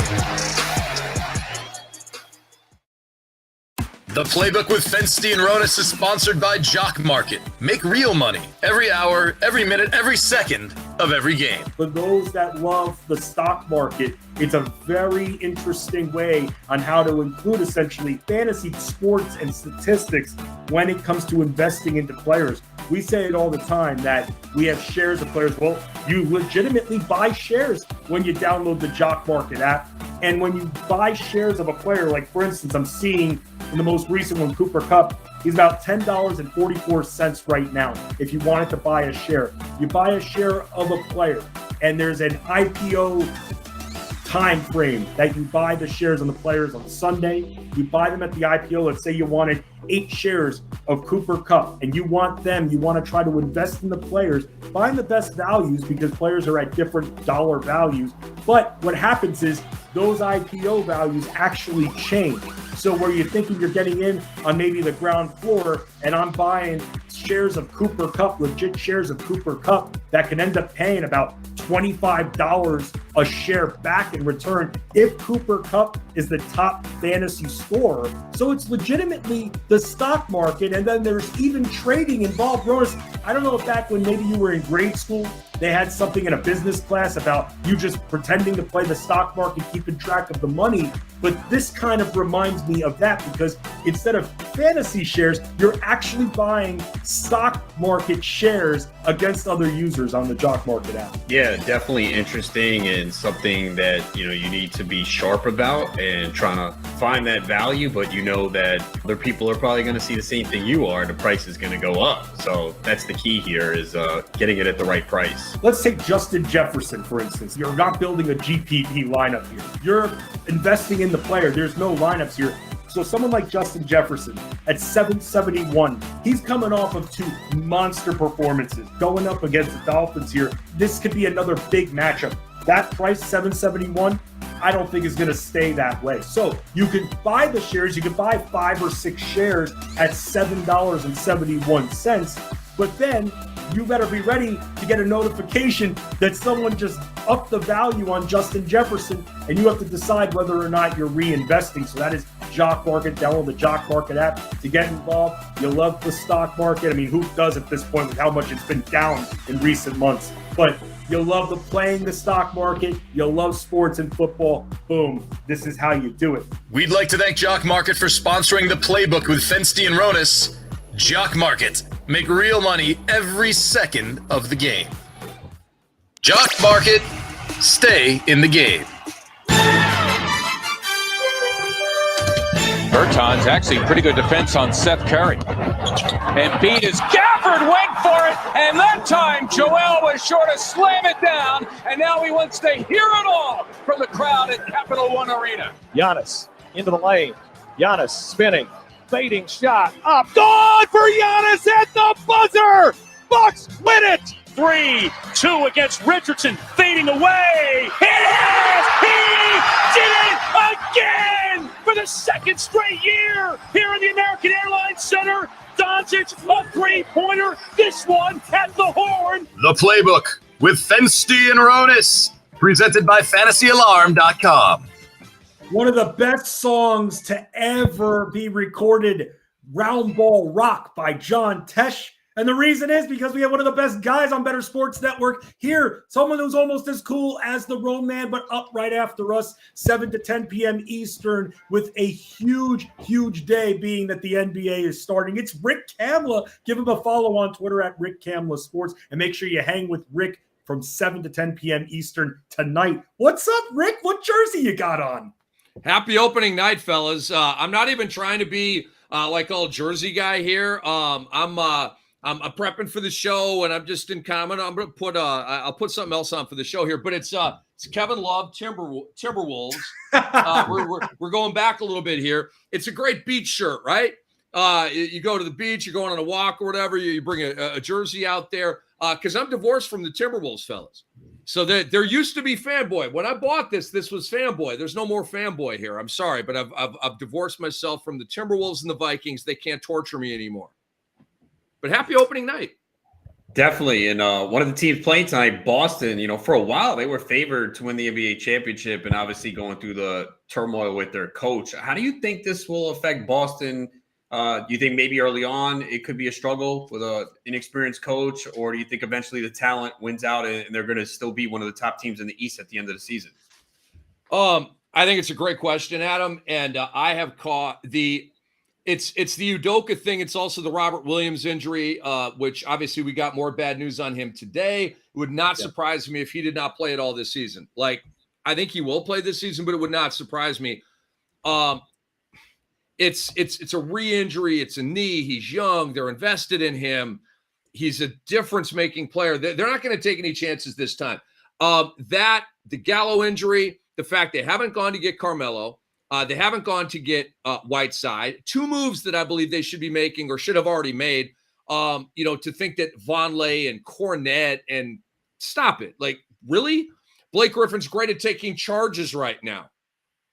And it pretty much ends there. So I've had to drop Boston, fellas, from number 2 down to number 6 on my stacking 1 through 15 of the East. These are huge hits, man. Ime Udoka made allegedly these mistakes. Okay. He's a hell of a coach, man. Rookie year took him all the way to the finals. He's really good at pushing buttons. He's really good at managing personalities, which he proved last year when Smart complained about Tatum and Brown. You can't just lose those players and lose your coach and keep it moving. It doesn't work that way. So I've had to downgrade Boston significantly. And I no longer think, guys, that they're a core contender. I now look at them as a fringe contender. Wow. So, I mean, it's interesting because you're saying they don't have a front court, and some that were coming to me, dude, they're still, because I question whether or not 53.5 for the over on the win total, and I saw on DraftKings Sportsbook, was a little too steep. And yeah, thought it was myself as well. And so with that, it's great that they have Malcolm Brogdon there. I mean, that could end up winning him 6th man of the year. What does it do for the team, though, if they can't defend the inside and they've got Al Horford, who's old as hell, sitting there in the post? And that's going to be very hard, Rick. And for me, my Eastern Conference contending team, and I know that they're going to be without Chris Middleton for a few weeks, Milwaukee Bucks, dude. I think that they stay healthy. They're healthy at the end of the day. It's going to be very hard to stop this team. The maturity of the team, what they have for depth, a nice fire, a nice effect with Brook Lopez give you that offense. Bobby Portis do that blue-collar dirty work. They've got the depth, I think. And then when Ingles is ready and everything, each makes it even better. They're my contending team from the East. I've got them winning the East as well in the postseason. I do not have them winning the East in the regular season. Because the Middleton injury, the Connaughton injury, the Ingles injury, they have not gone to get Carmelo Anthony. To me, that's like a frying pan upside the head. I mean, this guy is unemployed. It's an absolute joke. He can help Brooklyn. He can help Milwaukee. He can help Memphis is another team that comes to mind. He doesn't play defense, Rick. I mean, yeah, he can put up 12 to 15 points, and that's great. And you need that at times, especially when you're behind. You have him coming off the bench. That's great. But he's instant offense. I know. That's the need that I've diagnosed with every single team that I just mentioned. So to me, we all know what Melo is at this point, right? Not a defensive guy. Really hasn't been for his career. A couple of fleeting defensive effort moments we saw in Denver and maybe a little bit of New York. That's been about it. But the guy is still a stone cold shooter, a clutch shooter, a big shot maker. And a really efficient player, not field goal, but three. He's a 38% 3-point shooter right now. You kick it out to Carmelo, and especially late in the game, whoosh, it's going in. So, and again, it's a scrap heap move. But getting back to Milwaukee here, okay, they don't want Carmelo, that's fine. They are going to take on L's in the regular season because of the Middleton thing. We just got the news yesterday, right? He's going to miss a few weeks. What? A few weeks? Does that mean a month? Does that mean 5 weeks? Does that mean we're looking at Thanksgiving? That's a buzzkill. Connaughton out 3 weeks. Ingles out until Feb. Whenever he's ready to come back from the ACL, we know how that goes, especially with a bubble wrap Coach Bud team. So I don't see them being barnstormers in the regular season. I've got them 3rd in the East, but I've got them winning the East and then losing to the Dubs in the NBA Finals. Yep. What do you think of Golden State in this situation with Draymond Green and Jordan Poole? Do you think it's going to affect them at all? They'll just be able to move on and still be potentially back in the NBA Finals again. It's an interesting dichotomy between Golden State and Boston, the two finalists last year, that we've got a championship or not evaluation on each team based on circumstances that happen in the offseason, right? So with Boston, I consider it a death knell. I'm sorry. It's too many hits. And to me, they're not a championship culture yet. Like historically they are, but not this group. Not Stevens as the czar, not Missoula, not Udoka, not Tatum and Brown. So they don't have that to hang their hat on. And so to me, boom, boom, boom, all the hits that they've taken, they have fallen down. And that's a TKO. Golden State, all right, boom, boom, boom. You're taking public eye hits. You've got, it's a bad look, all this kind of stuff. The whole world's talking about you. The sky is falling. And they're like, yeah, that's cool. We're just going to manage this storm and weather the storm, and we'll be fine on the other side. I think that's going to be a big motivator for them tonight, fellas, to show everybody we're fine. Everything's good. Let's just absolutely hammer the Lakers. 7 points last I saw, fellas, the line. I really like GSW tonight. I thought it might be 8.5 or 9. I think early in the season, Davis is playing tonight as opposed to the other half of the season when he doesn't. So I think Vegas is like, all right, LA might make this kind of competitive tonight. Have you guys seen the Los Angeles Lakers in the preseason losing every game by 75 points? Okay. I know it's preseason, but this program is not heading in a bright direction. And they're going into a freaking buzzsaw tonight at Golden State. I think it's going to be an ugly game. I think it's going to be a runaway, step with a towel on his head on the bench in the fourth quarter, that kind of game. Talking with Rick Kamla. You can hang with Rick from 7 to 10 p.m. Eastern on Bettor Sports Network for Bettor Sports Live all week long, too. Rick, let's talk about the Lakers a minute. And Russell Westbrook, just the drama behind him. I mean, he clearly doesn't want to be there. But it's hard to move a Russell Westbrook. First of all, he's more of a detriment than a contributor to an NBA team. That's my opinion on that. Number two, he costs a hell of a lot of money. So when it comes to Russell Westbrook, the only team in the last few weeks that I saw somewhat linked were the Pacers. Do you think that the Lakers get rid of this guy in the short term here? Well, they would love to, certainly. Short term, they're stuck with him. And so how are you stuck with him? In the starting lineup, clunking that up and getting in LeBron James' way, or do we move him to the bench? And now he's not in LeBron James' way, and he can basically be LeBron's backup. That's how I think they're going to go with this. We had an interesting debate, me and Amin Al-Hassan on NBA radio today. He thinks that Russ is going to start tonight. I think Russ is going to come off the bench tonight. Pat Bev had the sound where he said, man, y'all are tripping and all this kind of stuff.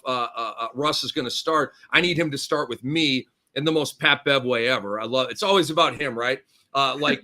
He should just start talking in the third person. It's hilarious to me. But regardless, he's in the way. And he, I don't know. The last game I saw, fellas, he was jacking up terrible threes. He was still making wild, reckless turnovers. All the BS we saw from him last year. The last vision of me here in this preseason from him was that.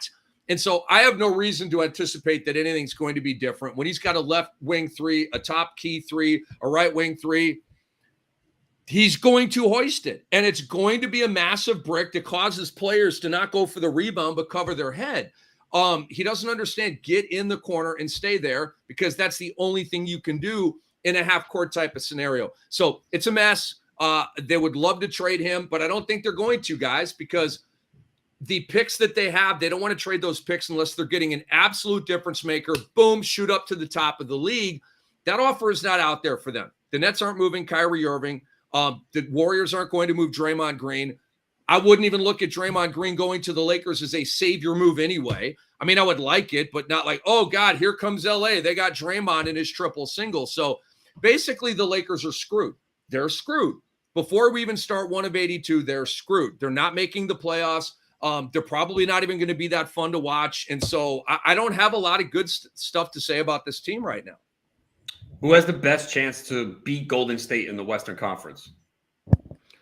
The Los Angeles Clippers, my friend. I don't trust the Suns anymore. I did, and then now I don't. Devin Booker and Chris Paul, the last 2 years, have been one of the most clutch duos you've ever seen, right? Like ridiculous in the clutch, right? Like they never miss a shot, right? So, all right, we go to the playoffs, game 7, at home against Dallas, and they get trucked by 33 points. Trust gone, vanished, vaporized. The Ayton Monty stuff. the Jay Crowder stuff, right? Just pay the man. No, we can't pay him. We're too cheap. All this kind of stuff. We're selling the team. So it's a mess. I think Phoenix is a mess. I don't trust them. They're coming from 64 down to about 50. I've still got Phoenix at second in the regular season because coming from 64 down, LA's got to come up. The math just looked like, all right, I think Phoenix might still be better than the Clippers here because the Suns are still going to be a good team. But in the long run, the Clippers are going to have George and Kawhi in the deepest team in the NBA against a Phoenix Sun team that just showed us all that they didn't have the heavy metal in a Game 7 at home against an upstart Dallas team. That's got me leaning towards the Clippers. T. Lue is a fabulous coach. He's a top 5 mastermind in the NBA. Doesn't get talked about enough. A total difference maker there. They're going to play defense, and I really like that. Look, I don't have them winning at all, but you asked the biggest threat in the West, and so I got the LA Clippers, man. They're going to resurrect that like 5 or 6 year ago rivalry between those franchises. Rick Kamla up next on Bettor Sports Network for Bettor Sports Live, 7 to 10 p.m. Eastern, and all week as well at that time. Rick, what's coming up on the show tonight? Oh my God, an extravaganza. It's all stream of consciousness, right? But we've got week 6 breakdown in the NFL. We'll certainly talk about the puke bucket game last night. We've got Major League Baseball wagers for the people. We will complain about Francona's decision with Savali. We've got obviously a huge unpacking of opening night here in the NBA. I've got props on the NBA games. I've got picks. I got parlays on the NBA games tonight. I'm so excited for it. So a ton of stuff coming up, man. We got great guests. We're going to have a blast at 7 p. It's going to be awesome. Make sure you're hanging out with Rick Kamla, 7 to 10 p.m. Eastern for Bettor Sports Live. Rick, we'll let you get back to prepping. Thanks for stopping by. Appreciate it, guys. Have a good one. Yes, he's Adam Ronis. I'm Justin Fensterman. Let's talk a little bit more just 2 tonight, and then the real stuff starts with the big slates coming up tomorrow after that. Just so happy that NBA is back. We'll keep you afloat regarding baseball as well, but make sure that you hang with Rick Kamla on Bettor Sports Live, 7 to 10 p.m. Eastern, always right after us all week long, including our friend Lisa Ann, who hosts with Rick every Wednesday from 7 to 10 p.m. Eastern. Like I said, I gave you guys a little Easter egg, a little clue before on how you can potentially win something. Going to talk about that a little bit more at length here on the Playbook on Bettor Sports Network. This is the Playbook with Fensty and Ronis, presented by FantasyAlarm.com and sponsored by Jock Market. Make real money every second of the game.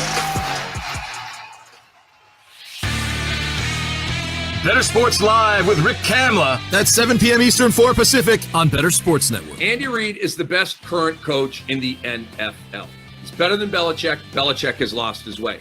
He's better than Tomlin. He's better than Harbaugh. He's better than Shanahan. He's better than McCarthy down in Dallas. He's better than all of the gangster NFL coaches right now. Sean McDermott up in Buffalo, he's better than all these guys. Andy Reid is the greatest gangster that we have at head coach in the NFL right now. And I understand that you're saying, well, Belichick is the GOAT, Cam. How can that be true? Now you're bringing up old stuff. Bill Belichick can't draft anymore, okay? Talk to me. Nick Chubb, Sony Michel. Talk to me. DK Metcalf, Debo Samuel versus N'Keal Harry. Okay, talk to me. This dude has lost his way. Remember the year when he should have bottomed out and just tanked, but he couldn't, and he went and got Cam Newton, and they were a mediocre team, right? He's lost his way. And not that he can't coach up a good defense and that kind of thing, but overall, he's lost his way. Andy Reid's an absolute badass. They draft great. He's a great coach, makes the right decisions, when to go for it, when to kick, when to punt. The guy's the man. The Playbook with Fensty and Ronis, presented by FantasyAlarm.com. I hate the stupid unsportsmanlike conduct.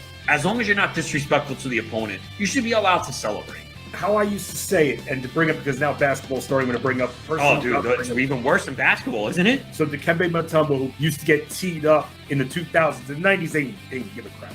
2000s, though, when they tightened up the rules, they used to tee him up more when he did the Dikembe finger wag. But they wouldn't tee him up if he did it to the crowd instead of looking at, like, Eton Thomas, like one time I remember, and doing it right to him, or when his back was turned, doing it right to him. If he did it to the crowd, they would never call it. And so that makes me wonder if these players, while, yeah, they want to talk a little smack, maybe they should flex towards the crowd than at the player who they're standing over. I guess. I know it's soft, man. It is soft. Because you know what? Like we're gonna give 15 yards for that, bro. They think that want to know why they're paranoid. They think that's gonna turn into a fight. See, I disagree with that. That's not gonna start a fight. I agree with you. They don't agree with us. It's one thing. Okay, if you spit in someone's face or say something derogatory, like about their family or something, right? Yeah, that can incite it. But if you're just like, yeah, I made that play. What? You know what I mean? Like, again, they know the rules. You got to know you're going to get flagged. You have to have discipline. But, like, I don't know. I have no problem with celebration as long as it's not disrespectful. What's disrespectful? It's interpretation, and that's my problem. Watch, it's going to cost someone in a big playoff game, and that's when people are going to go crazy. There'll be a third down play.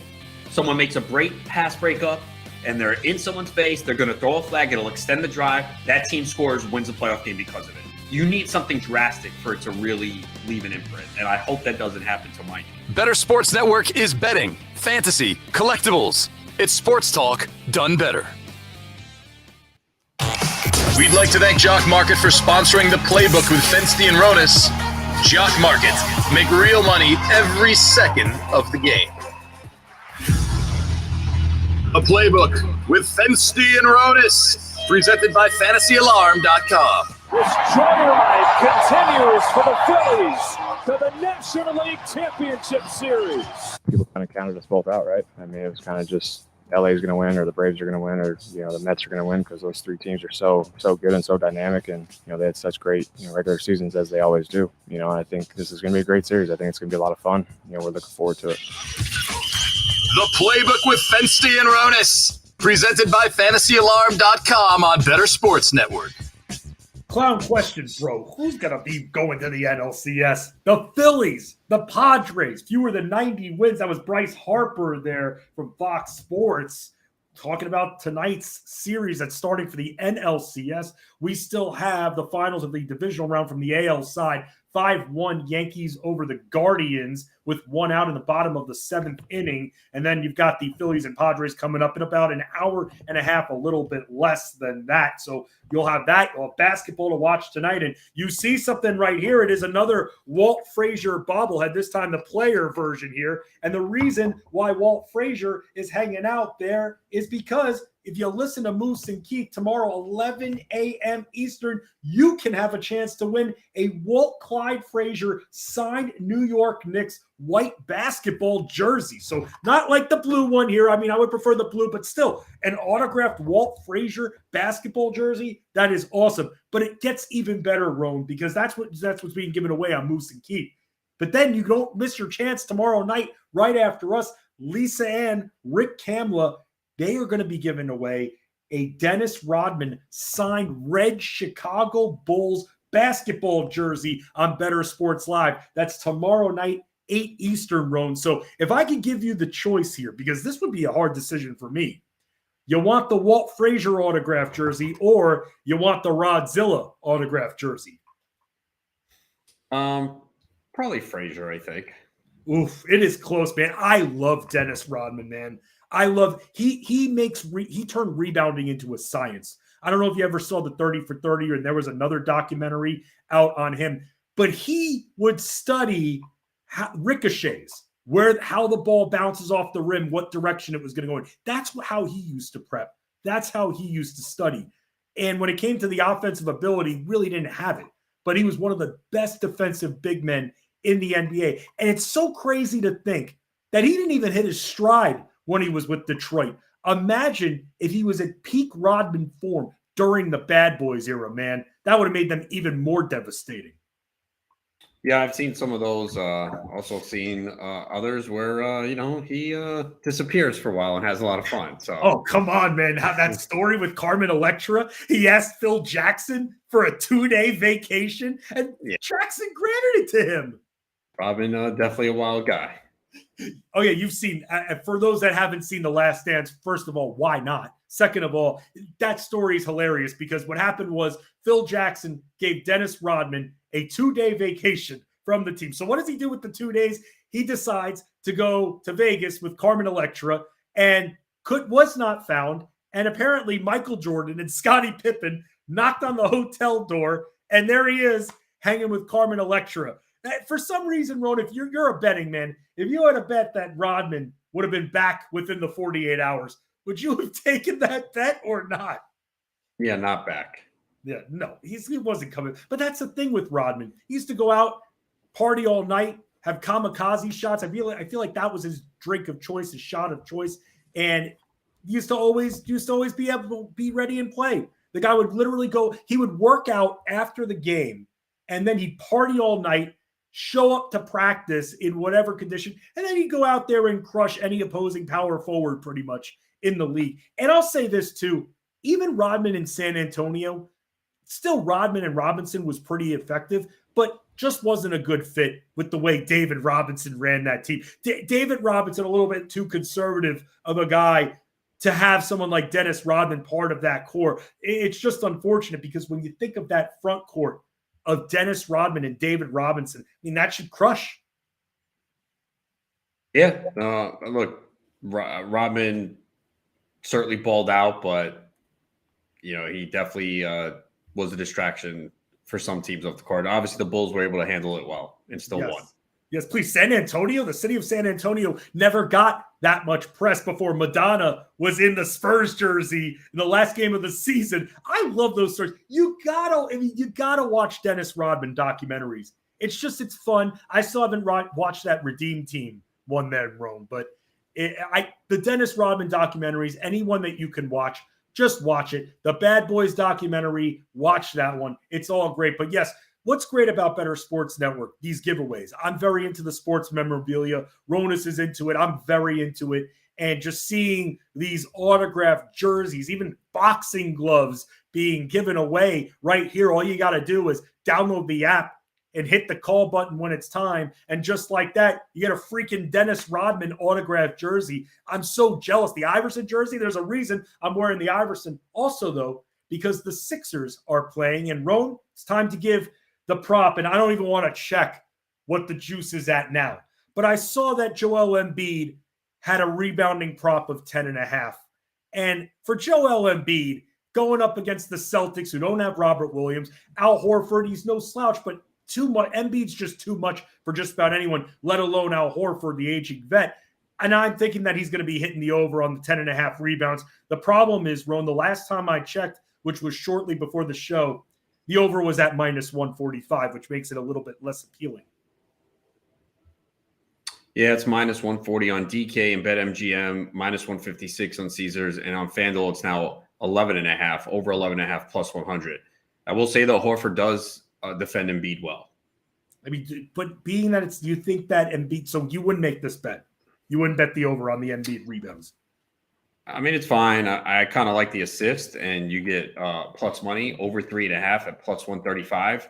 I think that he's gone over this in 4 straight against the Celtics. He's had 6, 5, 6, and 6. Again, with Horford defending him well, I think, you could see him pass a little bit more instead of teammates for shots. So kind of like the over on that. And I like the Sixers in the game. So if I can get them +3, I'm taking it. I think they win this game. I'm not even opposed to going on the money line. I think the Sixers are going to have a great regular season. They added some pieces here. And, definitely some questions about Boston coming in and first-year head coach here in this situation. So I see a +3.5 on BetMGM. So I like that at -110. But I like the Sixers getting the points tonight, and I think they win the game straight up.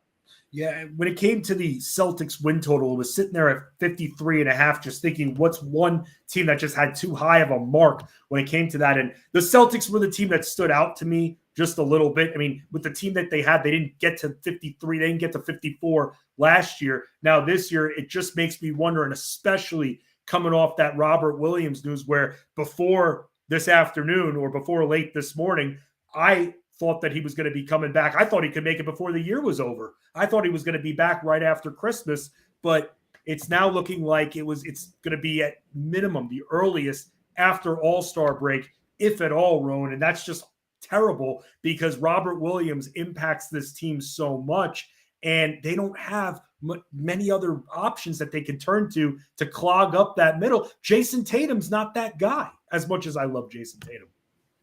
Yeah, I think there's definitely questions about the team this year. I think they could still be good, but I would take the under as well on their win total. Again, still think they'll be one of the better teams in the conference, but they're going to have more struggles than anticipated with everything that's going on, and especially the absence of Williams. Now we got the Warriors and the Lakers game, and with that, I'm very interested to see how the Warriors. Do you believe that all that we're reading that the starters are going to be capped a little bit, or their minutes might be monitored because of conditioning reasons? I just never know whether or not I can believe it, especially in the NBA. I do. I don't think Golden State's going to take this regular season that serious. I think their goal is to be healthy for the postseason. That's why I think you're going to see their starters miss a lot of games back to back. So it was something I was worried about when it came to fantasy drafts. So I don't know, man. Everyone is kind of burying the Lakers tonight. I kind of have a feeling they're going to be competitive here. They have LeBron and Davis healthy, and you've seen the record with those two when they're healthy. I know they have some other flaws on the roster, but if the Warriors are not going to push their starters big minutes, and LeBron and Davis are healthy right now, I think they could keep this game close. I'm not going to bet it, but it feels like everyone just thinks like they're just automatically going to blow them out. And I don't know about that. One of the other props I was looking at, which is intriguing, it's at plus money on DraftKings Sportsbook. Davis's rebounding numbers. The line's at 9.5. The over's at plus 105. And I know that normally with Davis, it's not matchup proof that he would get a double-double or anything like that. But thinking about what the Warriors have in their front court, it makes me think that maybe Davis, and based off now that you're agreeing with that the starters' minutes can be monitored, it makes me want to go in on this over 9.5 at plus money. I don't really have a strong feel on that. I mean, there's times he's not dominant on the boards enough, but maybe rebounds and assists wouldn't be bad either if you want to combine that. No, that would be fine too. Again, day one, we're still trying to learn the lay of the land here. I'm trying to see, and I didn't see a report whether or not he was going to be active, but someone that I'm very intrigued to see if really anything becomes of this guy, James Wiseman. The Warriors have been looking for that center option where they don't have to necessarily flex Draymond Green there. Kevon Looney's done an okay job. He's used the size-wise. They haven't had to rely on him too much offensively. But what about James Wiseman, who could do a little bit more, stretch the floor a little bit, hit mid-range jumpers? Do you think that we see James Wiseman get 15 to 20 minutes tonight? It's possible. Kuminga, who also played better in the preseason, is another guy to keep an eye on. So, yeah, that's the thing, is you kind of don't know exactly, how many minutes these guys are going to play. Right. They can mix in the bench a lot tonight. DiVincenzo as well. So that's what makes it tough trying to bet props here tonight for Golden State, because, if they're telling the truth and they don't want to push the starters, then that could affect their lines. And, if you go over on a certain prop and then they're not playing the full minutes, it could cost you. Yeah, I was talking with Kyle Elfrink before, and he was asking me about, he had a situation where he was asking if LeBron can score over 30 points tonight. And I'm seeing that on DraftKings Sportsbook, it's at 27.5. He had it involved in a parlay of, I don't know what book he was on, but it was LeBron over 30.5, and then some other things had to happen. But LeBron 27.5, the over on that is plus 100. I am very interested to see what this Lakers team does, at least starting tonight. And for those that have LeBron James in fantasy, I guess what, Rome, we have to bake in 10 to 15 games that he's going to sit or be hurt for? 10 games? Yeah. I mean, he's getting older. So, 37 years old now. If only he was in as good of shape as you are. And then, No, he's in great shape. He takes care of his body. It's not that, but, at some point, no matter what shape you're in, at 37 years old, you're just not going to be able to play the entire season. And, we saw him play 56 games last year. So he's going to miss time. That when he is on the floor, he's still going to be very productive. He still shot 52.4% from the field last year. So he's still going to put up numbers when he's out there. And that's why, on a night like tonight where he's active, you got to get him in there. But as far as the props, it's kind of tough because they're already high with him. Yeah, 27.5 there. Andrew Wiggins, I'm very excited to see what happens with him. I actually have a few shares of Andrew Wiggins, and I don't think, unlike Jordan Poole, who I think is going to be in a major timeshare with Klay Thompson, you mentioned DiVincenzo as well. They didn't get him just to keep him on the bench, just sitting there collecting dust. They're going to somehow find a way to utilize him too. But when it comes to Andrew Wiggins, based off the heroics we saw in the finals, I think that carries over, and I think that he still has carved himself a good chunk of shots despite having to share them with Thompson, with Curry, and that's why I worry a little bit more about Jordan Poole, because if you remember, once Klay Thompson came back and his minutes started going up a bit, Jordan Poole's stats took a bit of a hit, and I think that Andrew Wiggins, between the two, both of them just got extended. I think Wiggins is the safer player of the two when it comes to the production we need. I don't know. I'm not sure about that. I mean, he did it in the postseason, and he had a good season, but I still think Poole's going to play like 30 minutes. I'm just trying to figure out how that's going to happen, though. They're not going to push their starters, man. They're not going to – Clay's not going to play. They're going to sit these guys a lot. Poole's not going to sit. No, he's not going to sit. And I was wondering why they gave him $140 million. And I don't know if that was a reaction to the punch. I don't know what that was. But again, I'm not saying that the Warriors don't. They can absolutely use him. We know injuries happen all the time in the NBA. But still, I just wonder how he's going to be able. And you're right. They might sit games and then boom, he's in. He's locked in for 30 to 35 minutes. I just don't know how he's going to be able to average 30 minutes a game for the season, being that Klay Thompson still being Klay, staple on the team. And Steph Curry, he's going to be playing a lot of minutes too. And maybe not tonight, but after the first week or two, I'm just wondering if Poole's minutes are going to be capped in the late 20s. I don't think so. I think he will average 30. And again, I think too, when they have blowouts, they're going to pull a lot of those guys early. They're not really – they're going to take push these guys in the regular season. I don't see them. They're all about getting ready for the postseason. They're not going to care about seeding. What about the Clippers? Rick was mentioning the Clippers as being the team that could beat the Warriors in the playoffs. And looking at the odds on DraftKings Sportsbook, the Clippers to win the championship, they're at the top of the list. And here's the problem I have with that. Yes, if they're fully healthy, they should absolutely contend. The best wing combination that you have in the league. But that's a big if right there. We talk about the Lakers and we joke about them. The Clippers have a few more pieces than the Lakers, but still, I worry about the Clippers long term, even with other pieces like John Wall that they acquired. It's Kawhi and George. If those two guys are healthy, then they have a shot to beat anyone. I mean, they made a run without Kawhi last year late when George came back. They have a lot of depth, so injuries are going to be a factor for every team. Yes, absolutely. And they'll say this for those that still might be in drafts. There's someone you can get later, Vitsa Zubac. Even if he plays 25 to 28 minutes, this is someone who will still score you some points, get some garbage points under the paint and boards as well. We thank all of you for hanging out with us here on Bettor Sports Network. Rick Pamela joined us before. He's coming up next. He'll have the night's baseball action for you live. We'll also have the basketball action from these two games. He'll talk some fantasy football with you as well. Give Adam Ronis a follow on Twitter at Adam Ronis. Give me a follow at Fensky Sports. We thank our producers, the Resource AB, Adam Bernard, and the People's Board Op, Jared Moore. I'm Justin Fensterman. The playbook closes for today. We'll see you tomorrow, and let's all win and give you more plays, because that's what we do here on Bettor Sports Network.